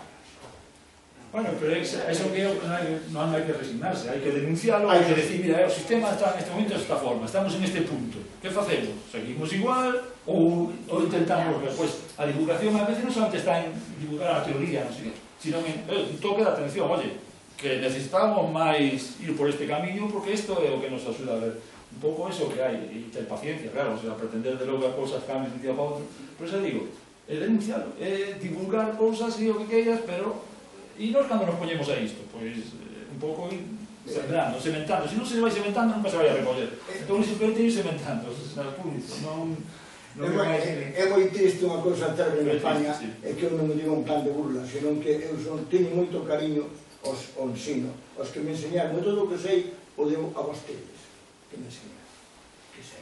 Bueno, pero é aquilo, perdónenme, pasa máis fome con mestre de escola, que quere dicir? Que a cultura non está para o mestre, que a persoa máis importante na sociedade era que nos pagara. Ese dito popular que non sei se era verdad ou non era verdad, supoño que sea verdad, que a situación económica non era moi boa. Seguramente eran outros tempos, pero que eu sentía non hai condicións para os rapaces que aprender realmente e orientarlos ao tema tal, porque o tema dos mestres, mira, falamos de Finlandia,